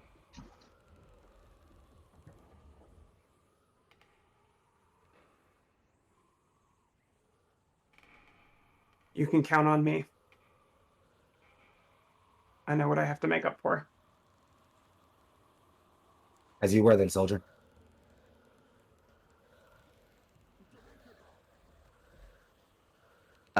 As you turn, I am actually going to spend one of my tokens, and I am going to report on intel that's been gathered. Director reveals something useful about the story. So obviously, you all now have guaranteed confirmation that those black mechs are absolutely a remake of the Hellion division. They are a weird fusion of the technology that made Gregarious and the project that produced Hyphea.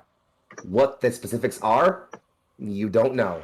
However, that's beyond a shadow of a doubt. You also know for a fact there are guaranteed at least 12 of them.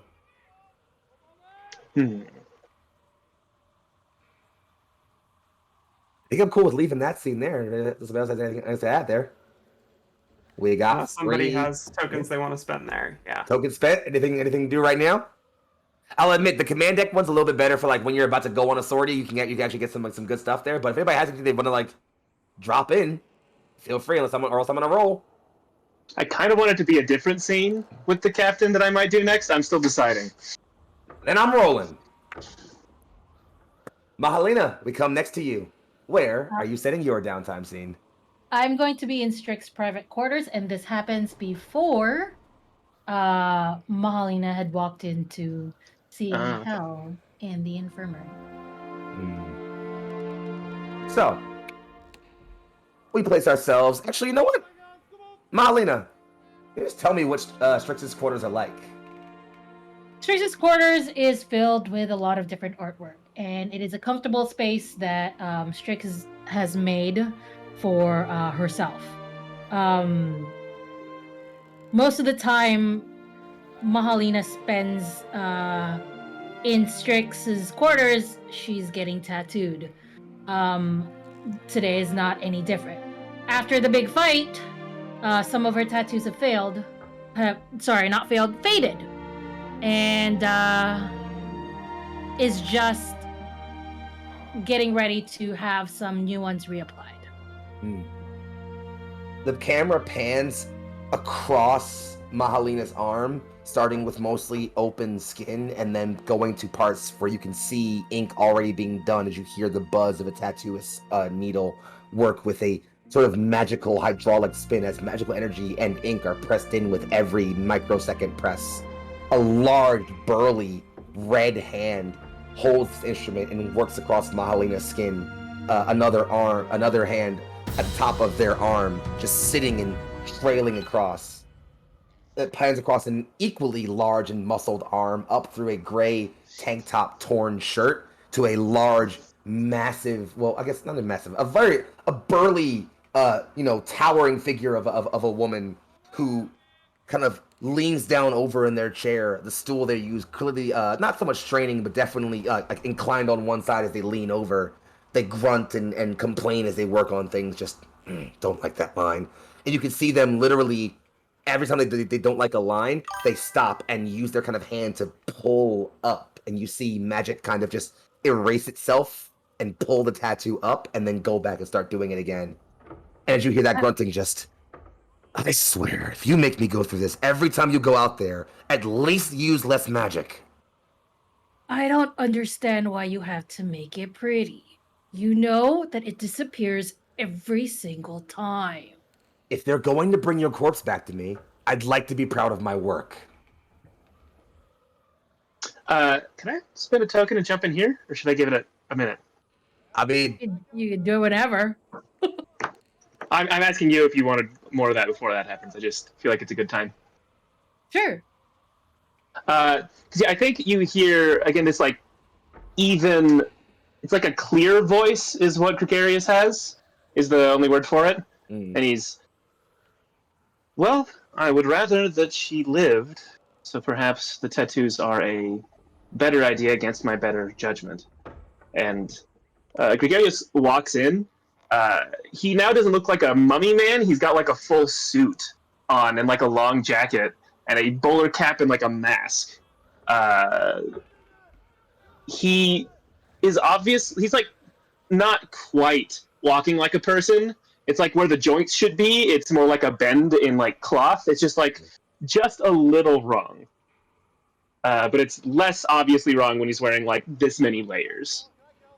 He does walk in, and you don't see facial expressions on him, but I feel like there's a atmosphere effect actually with his emotions. Like when he's happy, it's warm. And in this case, where he's annoyed, you can feel like static. It's like super low level, but there's like just a little static as his arms are crossed. He's like, although I do agree with Strix, it'd be better if you used it less. First of all, I just met you. If I'm not going to take this from Strix, what makes you think I'm going to take this from you? I've taken it upon myself to make sure everyone in the crew survives. This includes you. I don't care if you'll take it, I will still say it.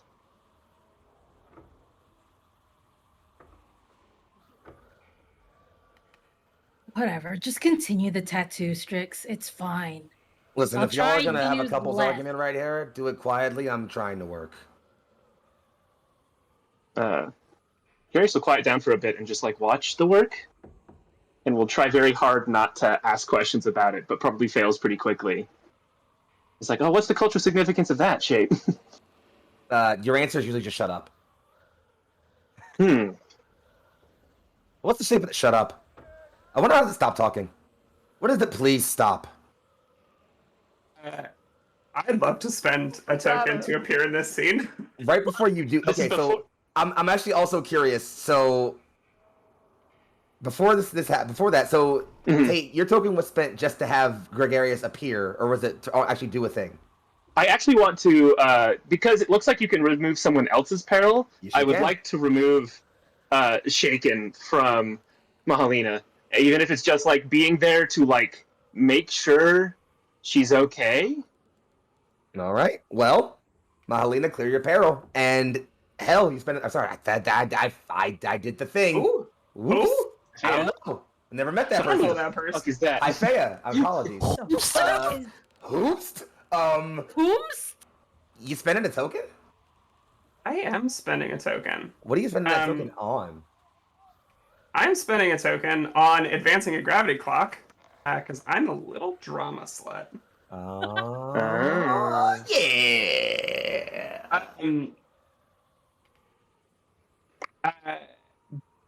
This just is like- before you reveal, though, right? Is what you said, Glyza? Yeah, this is before the reveal. Oh, this is before the reveal? I Yeah. thought you were coming Otherwise, to I would have get- led with that. Oh. I mean, I guess this is where you can handle this very simply narratively. Do you think it would be okay to rephrase that as this happening after the after that? She That's would why I not see that go. one. She would not go to Strix to have the tattoos done if she had already seen Ifea. Okay. You know what? It's fine. We've got the mask on kind of askew. I know what this looks like. I need that music a little quieter on my end. All right. I got it. You're fine. I made my own adjustment. So, what this looks like is Ifea still wearing the mask. He's kind of holding it on,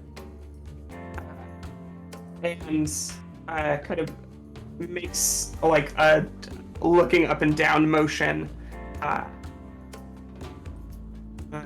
Helene. What is this? A show now? Can I have my tattoos in peace? Room's not big enough for all of y'all. Let me go back to my clerk. Can I help both of you? I was actually here to collect Ari Khan. I think there's a problem with the cycling device on the launcher. I need your help with it. I think it got jammed when Catalyst jumped inside. And the way this gets framed, and the reason it advances the gravity clock, is that Ifea kind of like comes up to Gregarious and has like a hand on his back, and a hand like further down on his appendage, and is like holding it, kind of like I need your help.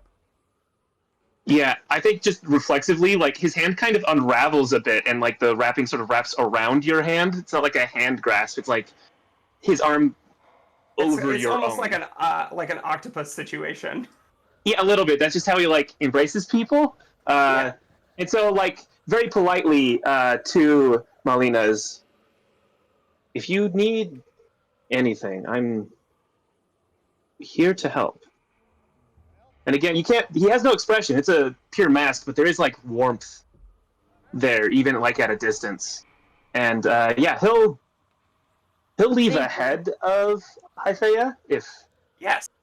yeah. Because what happens is, as she goes to walk out, she stops, hand on the doorframe, kind of looks back, and is looking at the tattoos. They're beautiful. It's a shame they keep fading. And then walks off. Y'all are so good at this. I don't even, man. Mm. Watch this show, y'all. If you're not, keep watching this fucking show. All right, that's all I'm gonna say. That's all I'm gonna say. This is what we'll I'm not- clip. It's It's not not even even a show show you're you're currently now. watching. It's just It's watch not the even a show. It's a clip. Watch these fucking. All right. Anyway, yeah, we're gonna step away from. Wait, sorry. No, I need reaction from Mahalina right now. I'm sorry. No, give me reaction real quick. As everybody has stepped away, it's only Strix and I in the room. And then look at Strix. The quiet buzzing of the tattoo pen. Mm. Do you know that Hyphea's deal?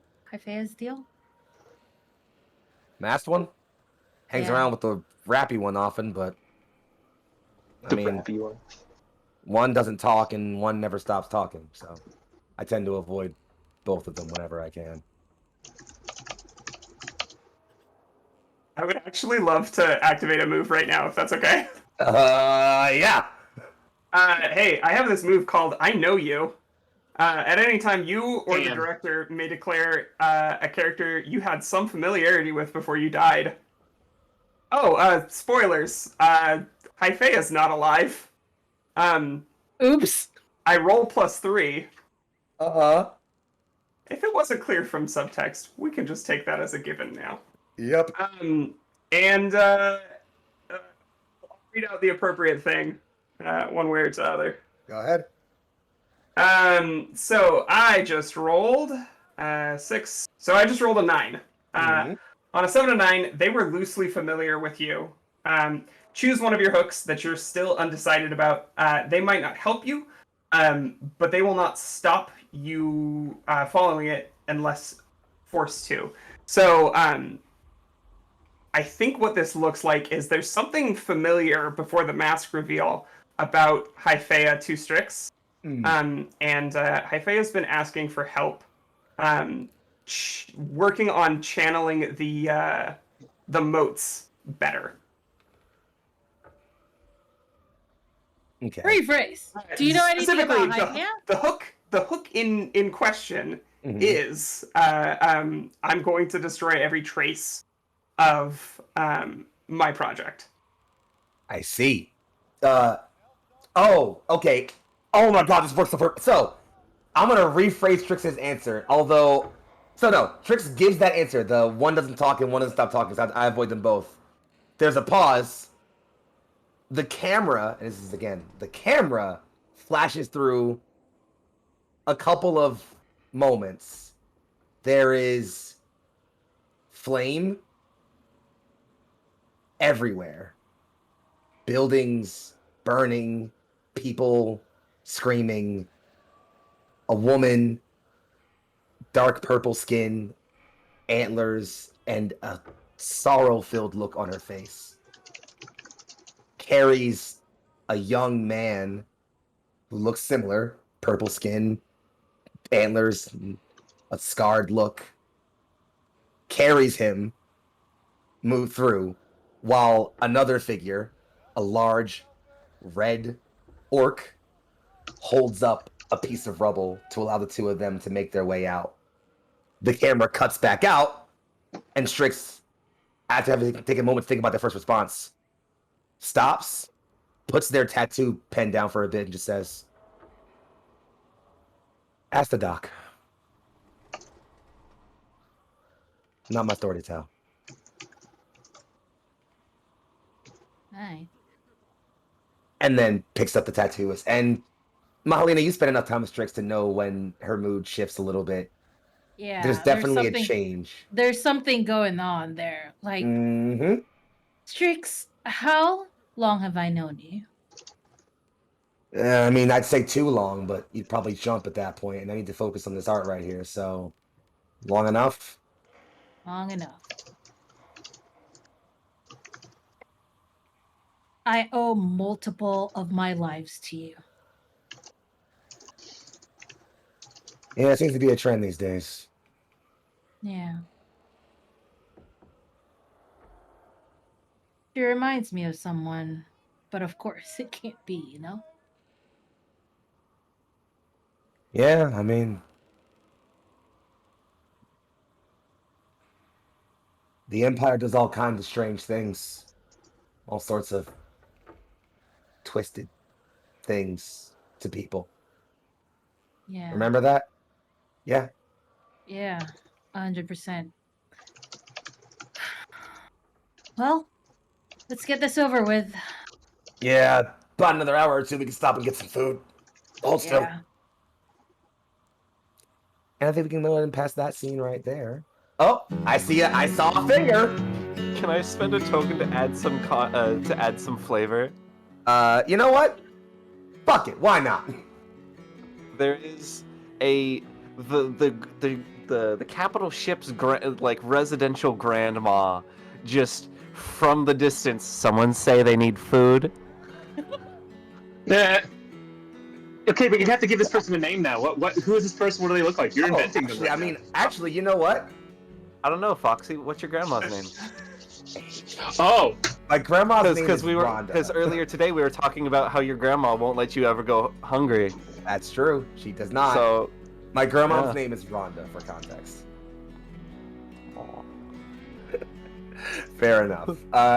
As the ship chef, Madame Rhonda, a sprightly older dwarf woman who has a heart of gold and muscles that can move mountains, you swear, comes down the hall bearing 2 large porridge bowls full of the daily slop, and you both know saying no isn't an option. I look at Strix and I go, how does she fucking do that? Every time. Strix, who is still working with the tattoos, just says, I don't know, but you're feeding me again. I'm not stopping. All right, well, here. And I just like, and I eat. Yeah, we cut away from the scene of the 2 of them sharing bowls of daily schlock as we move away from that scene. Darlings, we have 2 players left. Any of y'all feeling froggy? Or do I roll? Well, so I can start a scene and get the benefit from it without spending a token. The tokens are to alter other scenes, or I'm not sure exactly how that works. You can either double up on the same scene and get both the starter's effect and one of the listed effects, or you can spend them on other people's scenes to trigger one of the effects there. Mm-hmm. So. Okay. So then, I'm trying to decide between 2 things, but I might go with the one that's more flavorful, but I don't know that I actually get a benefit out of it. If you ain't gonna pick literally right now, I'm gonna roll. I'll do it. Yeah, no, I'll go because Leona's not jumping at it. But yeah, I think it'll be a social space or private quarters. All right. And actually, I want to try and catch the captain, not necessarily in like his quarters, but where there's other people not around. I also want to frame this as basically immediately after Hyphea like told the captain all of these things, and before Gregarious knows that. All right, so set the scene for me. What's happening here? I like the idea that this is actually not like his quarters, but there's like a hallway and there's some part of the place that has like supplies that the captain is like inspecting or something, and Gregarious is like basically gone through the whole ship looking for him. And Captain Ferris, I needed to speak with you. The captain turns around. He's in the bridge, honestly. Or sorry, he's been looking around. He stops in his quarters and just kind of. We're in his quarters, right? I was thinking somewhere between his quarters and that, like he's doing other duties around the ship. That's fine. So then, okay. So he kind of just stops and just, Black? Captain, I feel like I've gotten new information that I very much need to share with you. Information's key in a war like ours. What do you got? Gregarious, like, he has white gloves on sometimes when he's, like, working, especially. They're not, like, white, like, fancy gloves. They're, like, work gloves, and they're, like, stained with oil and soil and rock and things like that. And he takes one off, and, like, sewn into the palm of his hand is this little sphere, and it projects, like, a bunch of schematics up, and they're of our mechs. There's various sections that are highlighted, and a lot of data. Way more than he actually expects anyone else to read, but it's more for him. And he's, I've been analyzing a lot of the damage that this enemy unit, these dragon-shaped ones, have been doing. I've collected it over several of the sorties we've had. And, well, it's not conclusive on its own, but I have... And I think that's, like... Obviously, like, body language is he's a little awkward about this. Like, I have other details that didn't seem tactically useful from where I've come from that may be useful now. I believe these are similar to either Hyphaea or I, or possibly both. The captain tilts his head. What's the hypothesis? Well, their movements are too exact, and I think that specifically, like, a recording of the one whose head, like, barely tilted and avoided, like, a shot of his gun. It's too accurate. And then, like, another scene and another piece, or, like, this damage here is too precise to disable. And I have reports. I've saved actually all the reports related to my creation. There was at least one in particular that seemed to imply if our projects didn't go well, they were going to, I believe the term was mothball it. Let you down. Make something else out of the progress. Yes. It was uncomfortable for me to decide to leave. I knew this would happen, and I never really explained this to Hyphaea, that our leaving would very likely result in the disposal of the others that were created, or, in her case, reanimated. I see a finger. I'm gonna spend a token to hear this? over here in Hyphaea's case, reanimated, and I'm just gonna burst into the door. The captain jumps. Battery? Problem? She's hell, isn't she? Gregarious says, well, as I was explaining to the captain, I only have the records of my creation. I'm obviously, and I think he'd even, like, remove his mask. His head gets, like, rounder when this happens. The mask keeps it in a human face shape. But there's just, like, a glass ball wrapped up in there instead of, like, facial features. It's like, well, I'm artificial. He puts the mask back on. I have all the details of my creation, but only the reports I could find of hers, and they only ever use a code name. But if she seems familiar to you, that's possible? Likely? No. Nobody else has those eyes.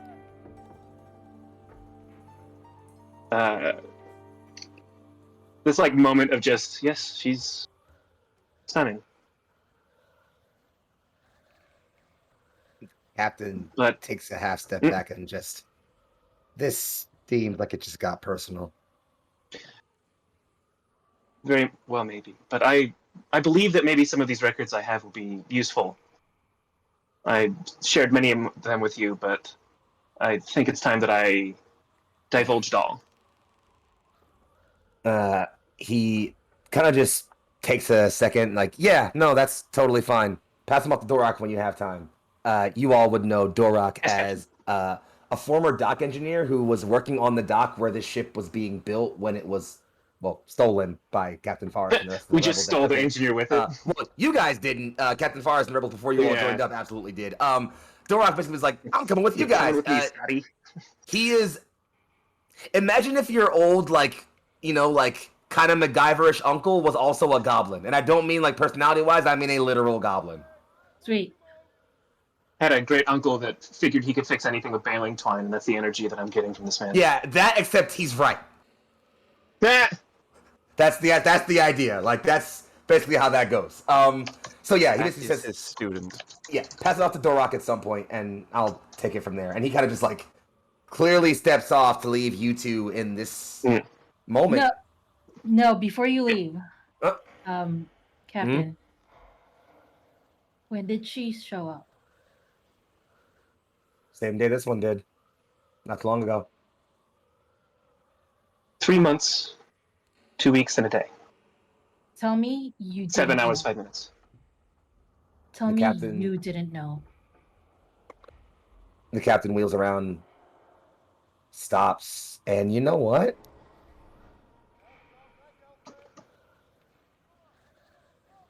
Hyphea, does he know? Or did he know?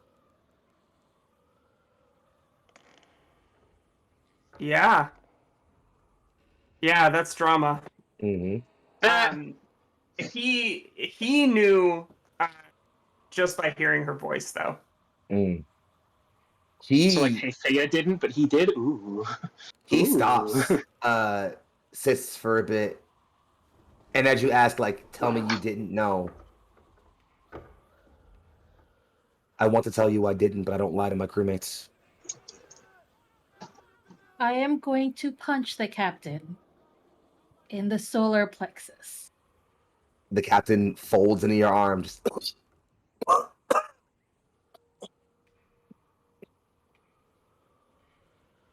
I understand why you didn't tell me.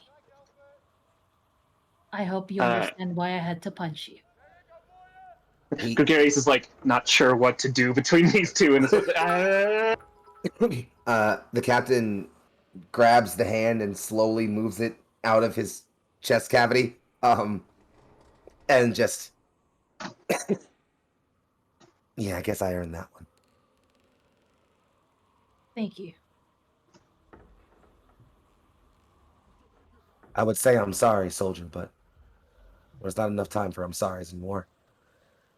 No, I got it. As I I was got it. then.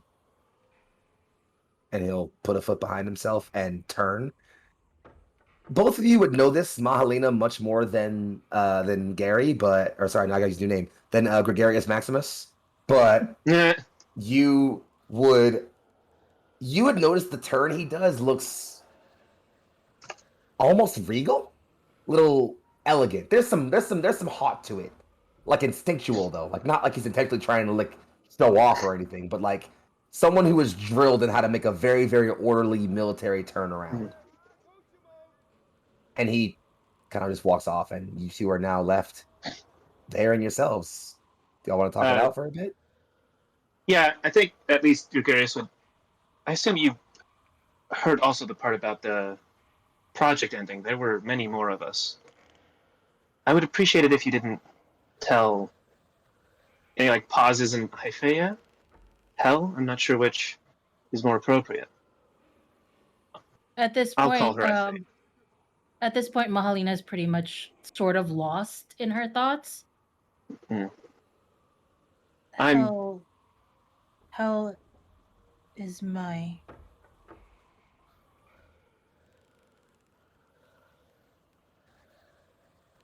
She was my wife. Play the song again. I see. Yeah. She's the reason I'm here. Everything.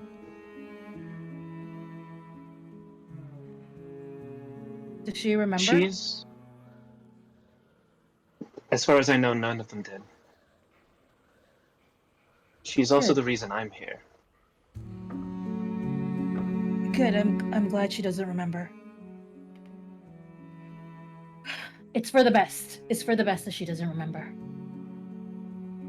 I'm not so Very- sure, but I'll respect very- your wishes on that. Yeah, if you could just promise me that you wouldn't tell her. I think you should tell her, You're the but I will let you captain. decide. This isn't the time. This kind of thing doesn't happen, you know, during war. It's not the time. It'll only confuse, it'll only cause problems. I wouldn't know. I was born in this war. As far as I can tell, we don't know when we're gonna stay alive or when we're going to die. It would be better, I think, to live what you can. I've been trying to die for a while. It isn't obvious. It is, and I am going to do everything I can to stop you. You're a funny one. But thank you.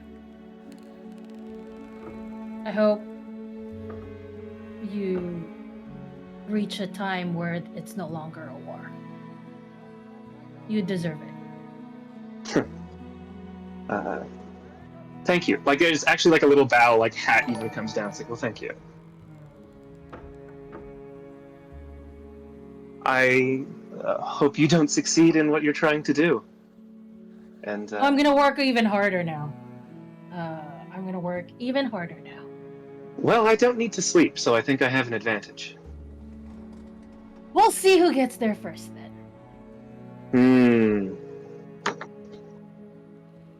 Well, if there's anything else.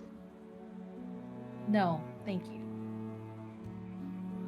And I'll kind of befuddledly just, I don't know how to deal with that conversation, and sort of walk off. And scene. And scene. Motherfucker really said we have 4 episodes and we're gonna pull out all of the stops. We're gonna start fucking shattering each other right now. Did you not learn from Against the Light? You're right. I should have. You know what? That's on me. Anyways. That's on me. See, That I didn't said, spend a coin there, and I can only like remove someone else's condition. So I don't know if I thought it'd be more interesting to do that than remove my own peril. So we're just gonna roll with that. fair enough. Fair enough. Let me check on one last thing as we now go ahead and get right into it. Actually, you know what? What am I rolling for? We have one last person left to do. I'm a silly boy. My dearest Dada, tell me please, where's your downtime scene taking place? Well, I mean, I did have Kat tell me that, like, you know, to come see them. I was thinking like that feels like a workshop, which kind of feels like a hangar. Am Okay. I right, Kat? Like, am I on the right track? I mean, it's an your offshoot scene, baby. of the hangar. Where do you want to have it at? It's your scene. Yeah. All right. Okay.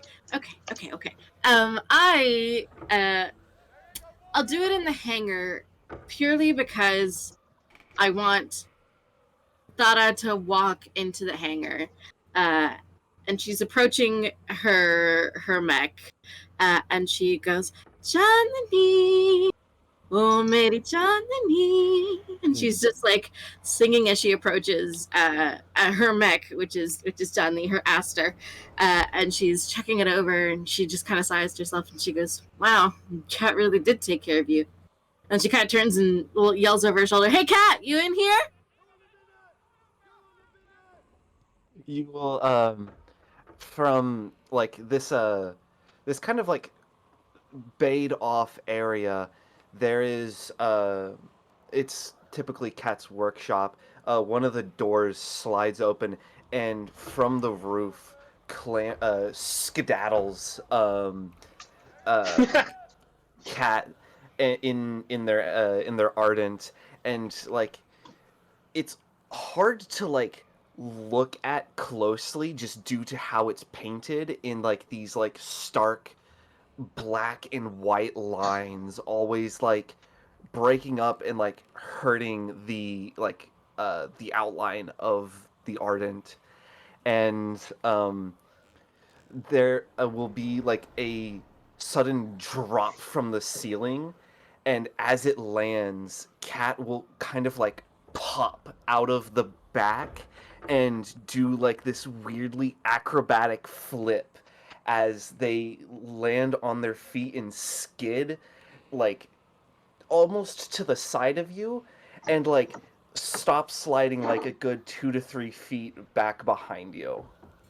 I realized I've never actually described Thara as a person. We've had her mech described. So as Thara kind of like leans back against Johnny, you what you're seeing is a purple skinned humanoid person. Her hair is pink. She keeps it in a couple of braids sometimes. Maybe some space buns. Sometimes a combination of both whenever she's feeling fancy. She typically wears, when she's not in her pilot suit, robes and cloaks. And this one that she's wearing today is covered in stars, stars and moons, which is kind of her favorite little motif, if you will. And yeah, she's just kind of chilling, grinning at Kat.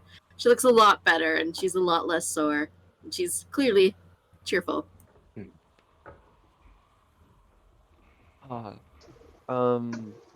guess I feel like I should follow up with Kat's description now. Like? Absolutely. Yeah. So, Kat is dressed in a skin tight black pilot suit that has these kind of almost mechanical looking ports on like some major muscle groups. And there's one larger one that kind of goes up the base of the neck and kind of connects there.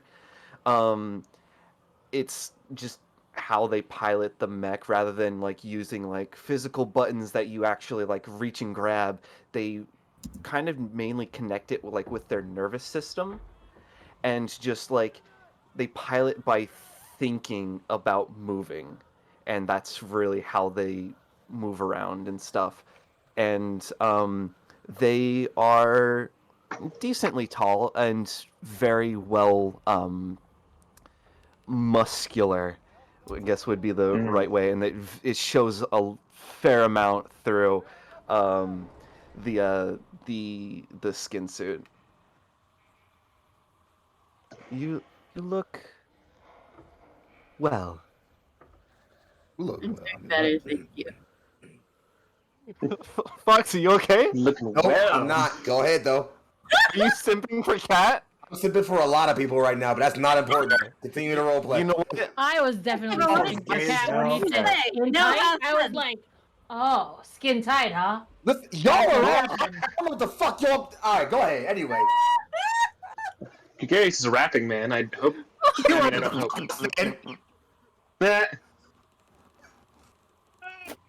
Now stop worrying about balking me and go back to role playing.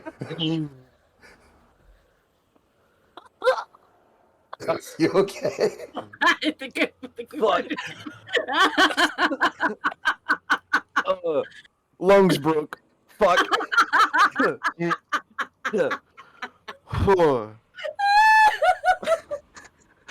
Right.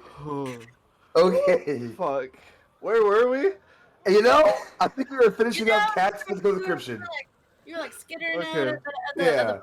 Yeah. No, You like, slid In a around. skin tight suit, and we were all simping. Yes. You're all Yeah, hot. okay, Continue. right. That'll happen. Anyway, moving forward. Yeah. You look well. Are you satisfied with my handiwork? Yes, you. Thank you. I'm feeling better, and what you've done to John Lee. Perfect work as always. Thank you. They will do a bit of a formal, but like it's just like their way of expressing gratitude of like at the hip kind of bow, and you flatter me as always. And you take very good care of me, as always. Oh, I didn't even do that I one. love the image.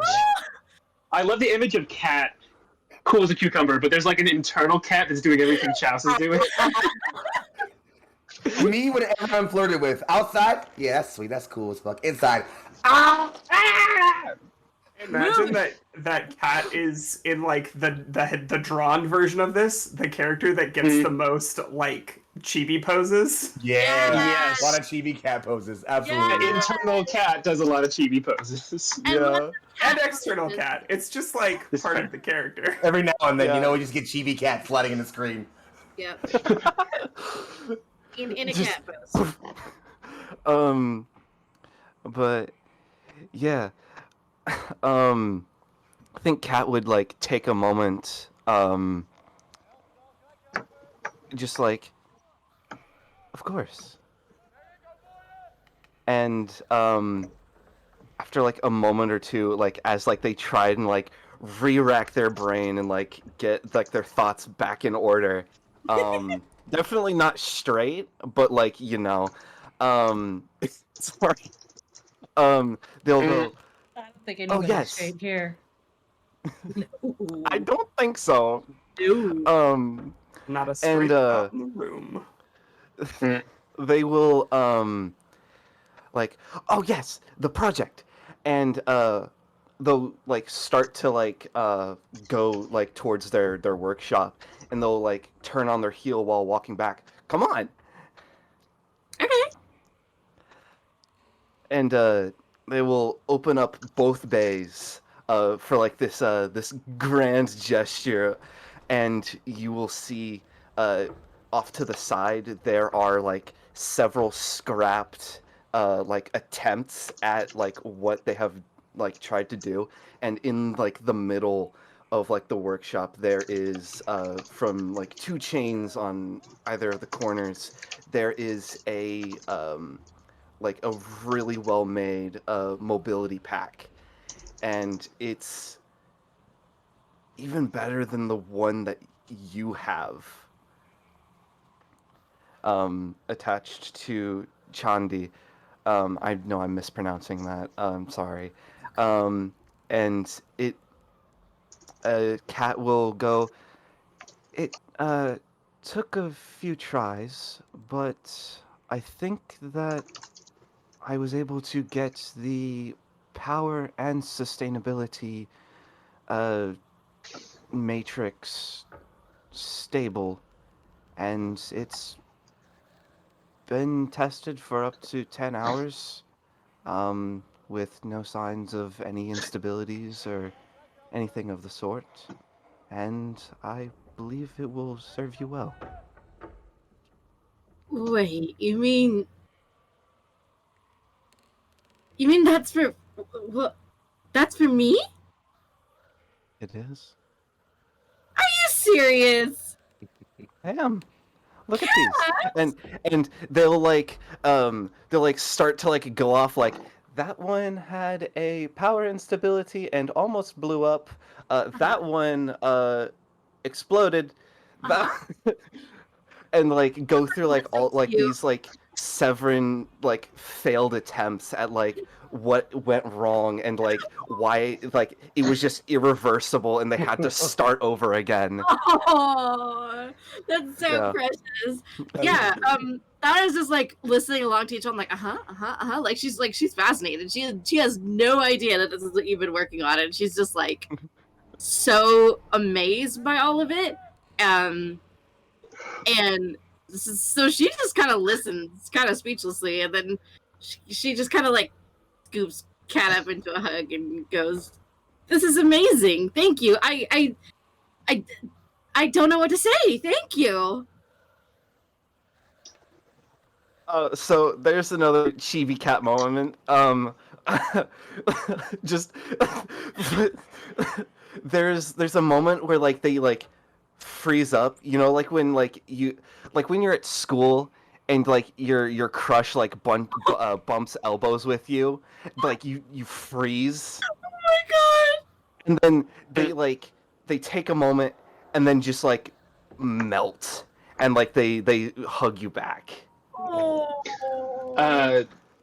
Now, since I didn't do anything like spend a token with my scene. Can I spend a token to be here because I like this moment? Just standing in the background. I was. Yeah, you know what? I'm fine with it. Go ahead. Cause I think it just be really quick because I just love this scene Yeah, of like. go ahead. It's fine, totally. It's just like this is happening, and then it's just like camera pans and just like behind them, respectful distance behind them. Is like it is still very impressive. Thara in the middle of the head shoots up. Not You're even. right, it is.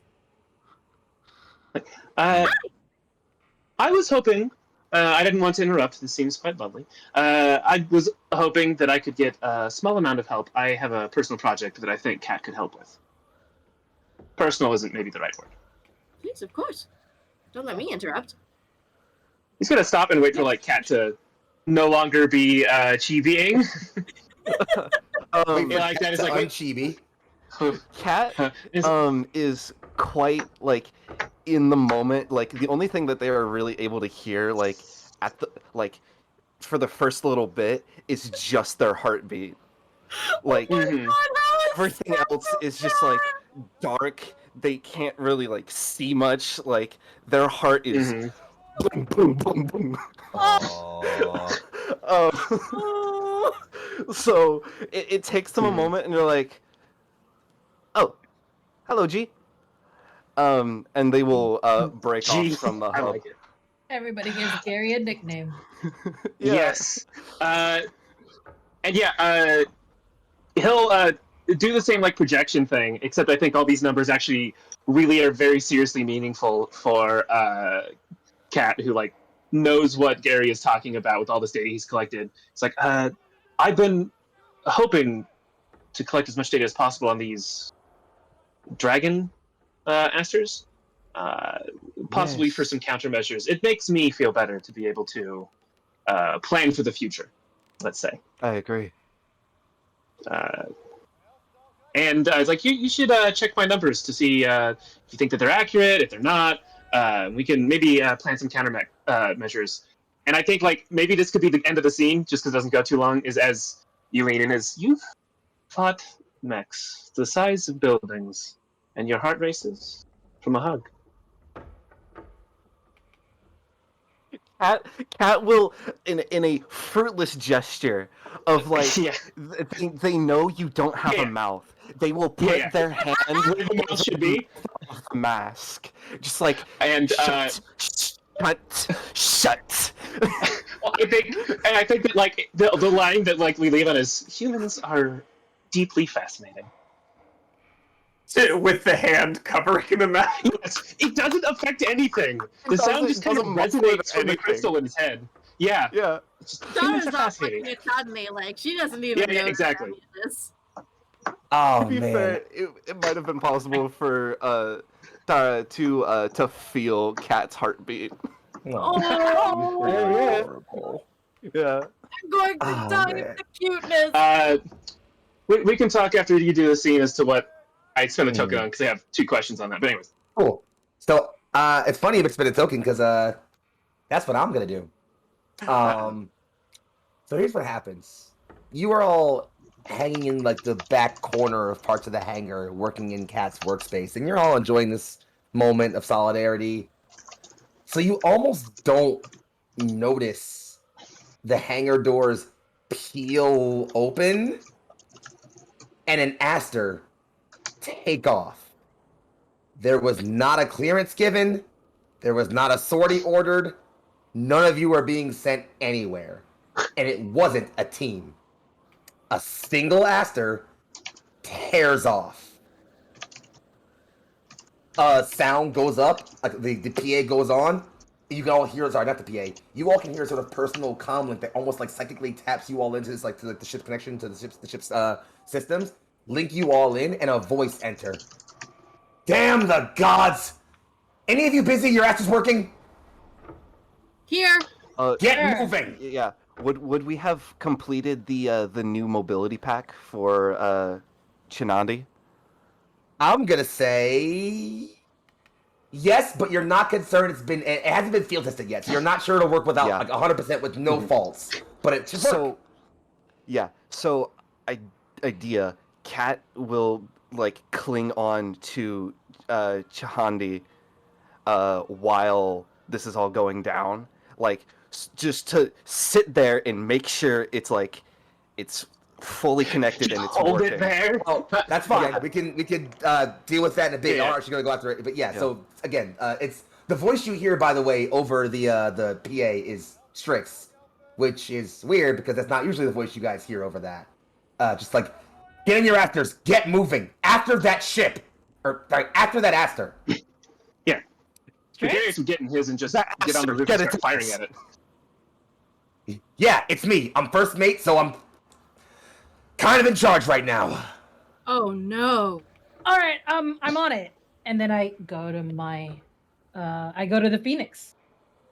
And you all are more than likely to get ready to prep up and leave your asters, as you are all now fully aware that the aster that just randomly took off and left your ship with no orders to sortie was the captain. As I used my token to have the captain lead a sortie with +5.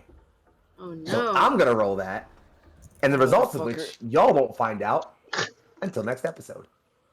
Oh, you son of a fuck! Oh, Okay. Foxy, why do you do this to me? Ow! But I will at least be nice enough to give you all some context. Mm-hmm. Our post-credit scene takes us to a town. A town on fire. Again. Flames lick at buildings and signs and places of worship and at bodies.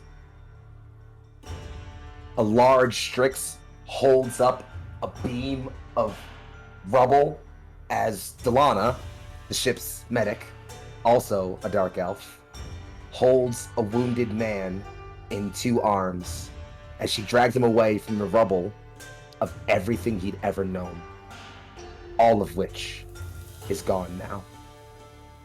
He looks up at the woman holding him, barely conscious, and a younger dark elf man, one eye bright green with black sclera, the other given over to a wash of blood and damage, leans up and says,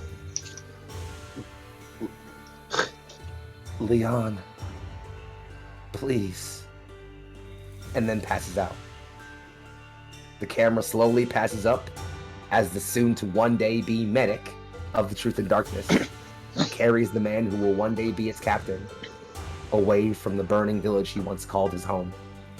In the distance, a smoking, hulking figure of the group of asters that razed this place to the ground, the middle of which the camera slowly zooms in on through the crusty, through the crusty, changed, unnatural cockpit to show a figure bearing a mask, and beneath that mask, an eye patch. This is Subject Hyphea. Mission complete. Damn.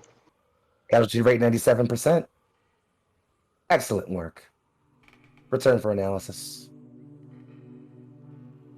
And with that, we bring today to an end. I want to thank you all for tuning in to the inaugural episode of Under Twilight Skies, our Armor Aster short story. We started late, we ran late anyway because these people are fucking incredible. What else the hell can I say? You know what? I got shit to say, but we're gonna wait till I say it till we do the outro. Let's go ahead and go in the reverse order. I'll call you out. Please tell me who you are today, where you can be found on the internet, what you're doing next, and I don't know how you're feeling right now.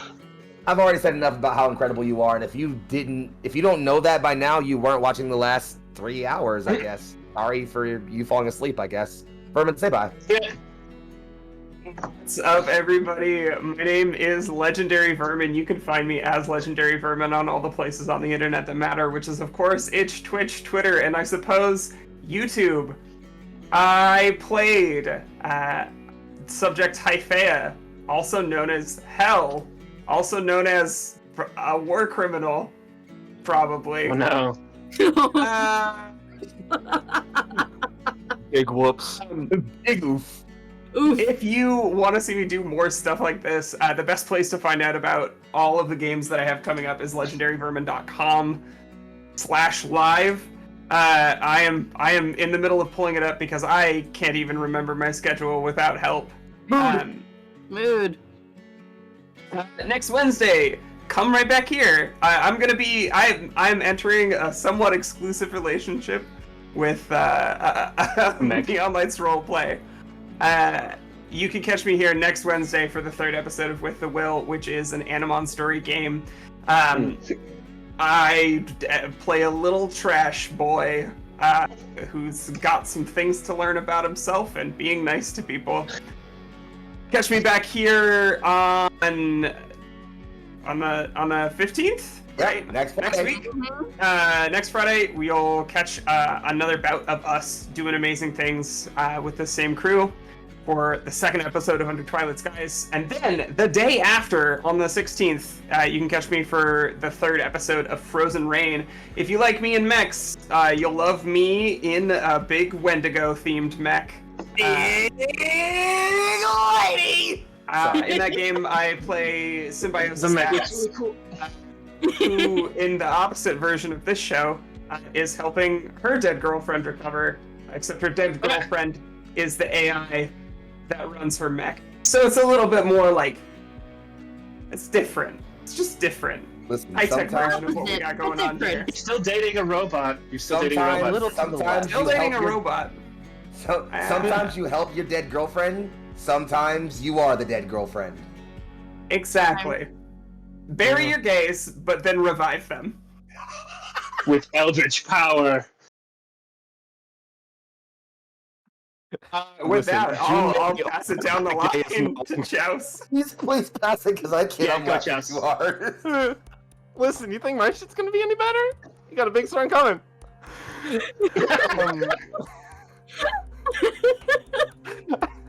Hello, everyone. I have been Chouse. Oh boy, this campaign is fucking amazing. Honestly, like, even as part of the cast, like everyone here is absolutely fucking phenomenal. Hey, Chouse. And Hey, Chouse. what? That includes you, buddy. No. Yes, it is. You're amazing. Yes. We love you. We make you happy. You all do make me happy. I am so honored to call each of you my friend. And so, yeah, I have played Cat, which is also a C name. I'm just now realizing Nice. somehow. So, can I get my thoughts in order? Damn. You got it. I've played Cat. Our emotionally starved, touch-starved, weapons person. You know. That's Daredevil. That's what Yeah. Anything you Yeah. want to plug? Not really. The only thing I really use is my Twitch, which I don't even use that much. But I mean, you'll mainly find me here. Actually, you'll probably, I don't know. I know where you won't find me, but that's oof. But yeah, you'll definitely be. Oh. Let's talk about where we are going to see you. How about that? How about that? Here, you will see me here. Sorry, that's a bit of spice. It's fine. Anyway, anything cool, you want it's to plug? good. What stuff you're doing next? Anyways, moving on. Oh, is that all for you, Chouse? That's all for me. All right, I guess we're gonna swing right on along. Passing it over to again someone who I'm very happy to have shared this table with, and glad to see the more Neon Lights content. Hello again, Glyza. Go ahead and say goodbye. You're muted, by the way. Happens every time. It's all good. Sweet. It's fine. Hi, I'm Goiza, they, them. Today I played Mahalina Agbayani, shell-shocked that their wife is alive. I know I said girlfriend before, but you know what? Hell, will you marry me or something? Do you want? Yeah, we're married. You saw we're it here. It's canon. You saw it here Yeah, live. We're married now. Married. That's the thing.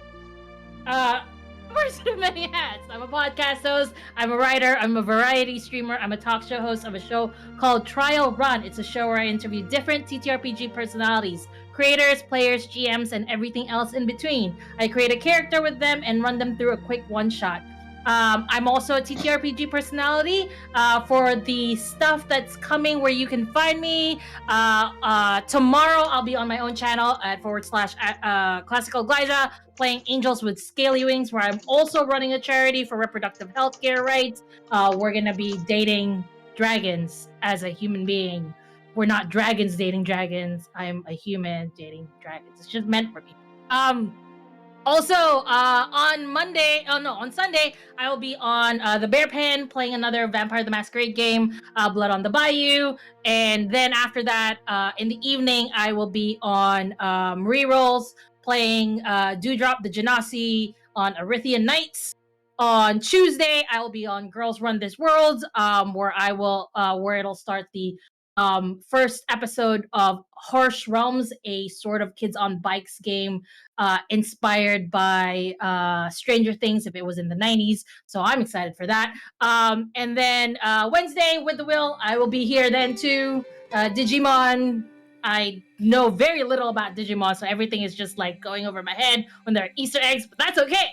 And then, hey, next week I will be here again on Armor Aster, playing Mahalina, and I think that's. Oh wait, no, I forgot my Thursday one.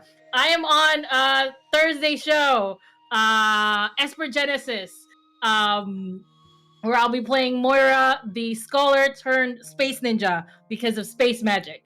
Now, for real, seriously, if you forget all of that, I'm usually announcing it on the Bird app under @Classical Glyza. You should follow me there because I'm nice, I guess, and I shit post sometimes. I'm normally a delight, so I think you're pretty great. Thank you. Next. Okay. From there, we head on over to the incomparable Tate Washburn. Incomparable. Incomparable. Wow. Hello, Twitch. My name is Tate Washburn. You can find me at kinda_writing, where I mostly talk about politics and writing and tabletop stuff.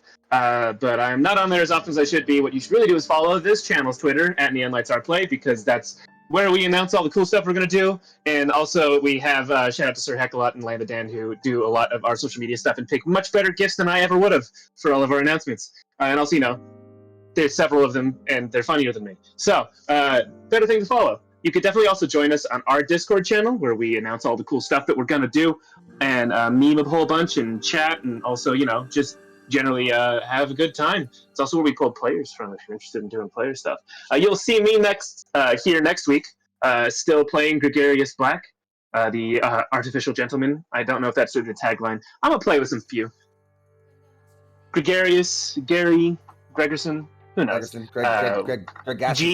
was the best one. G was the best one. Just wait. Big G.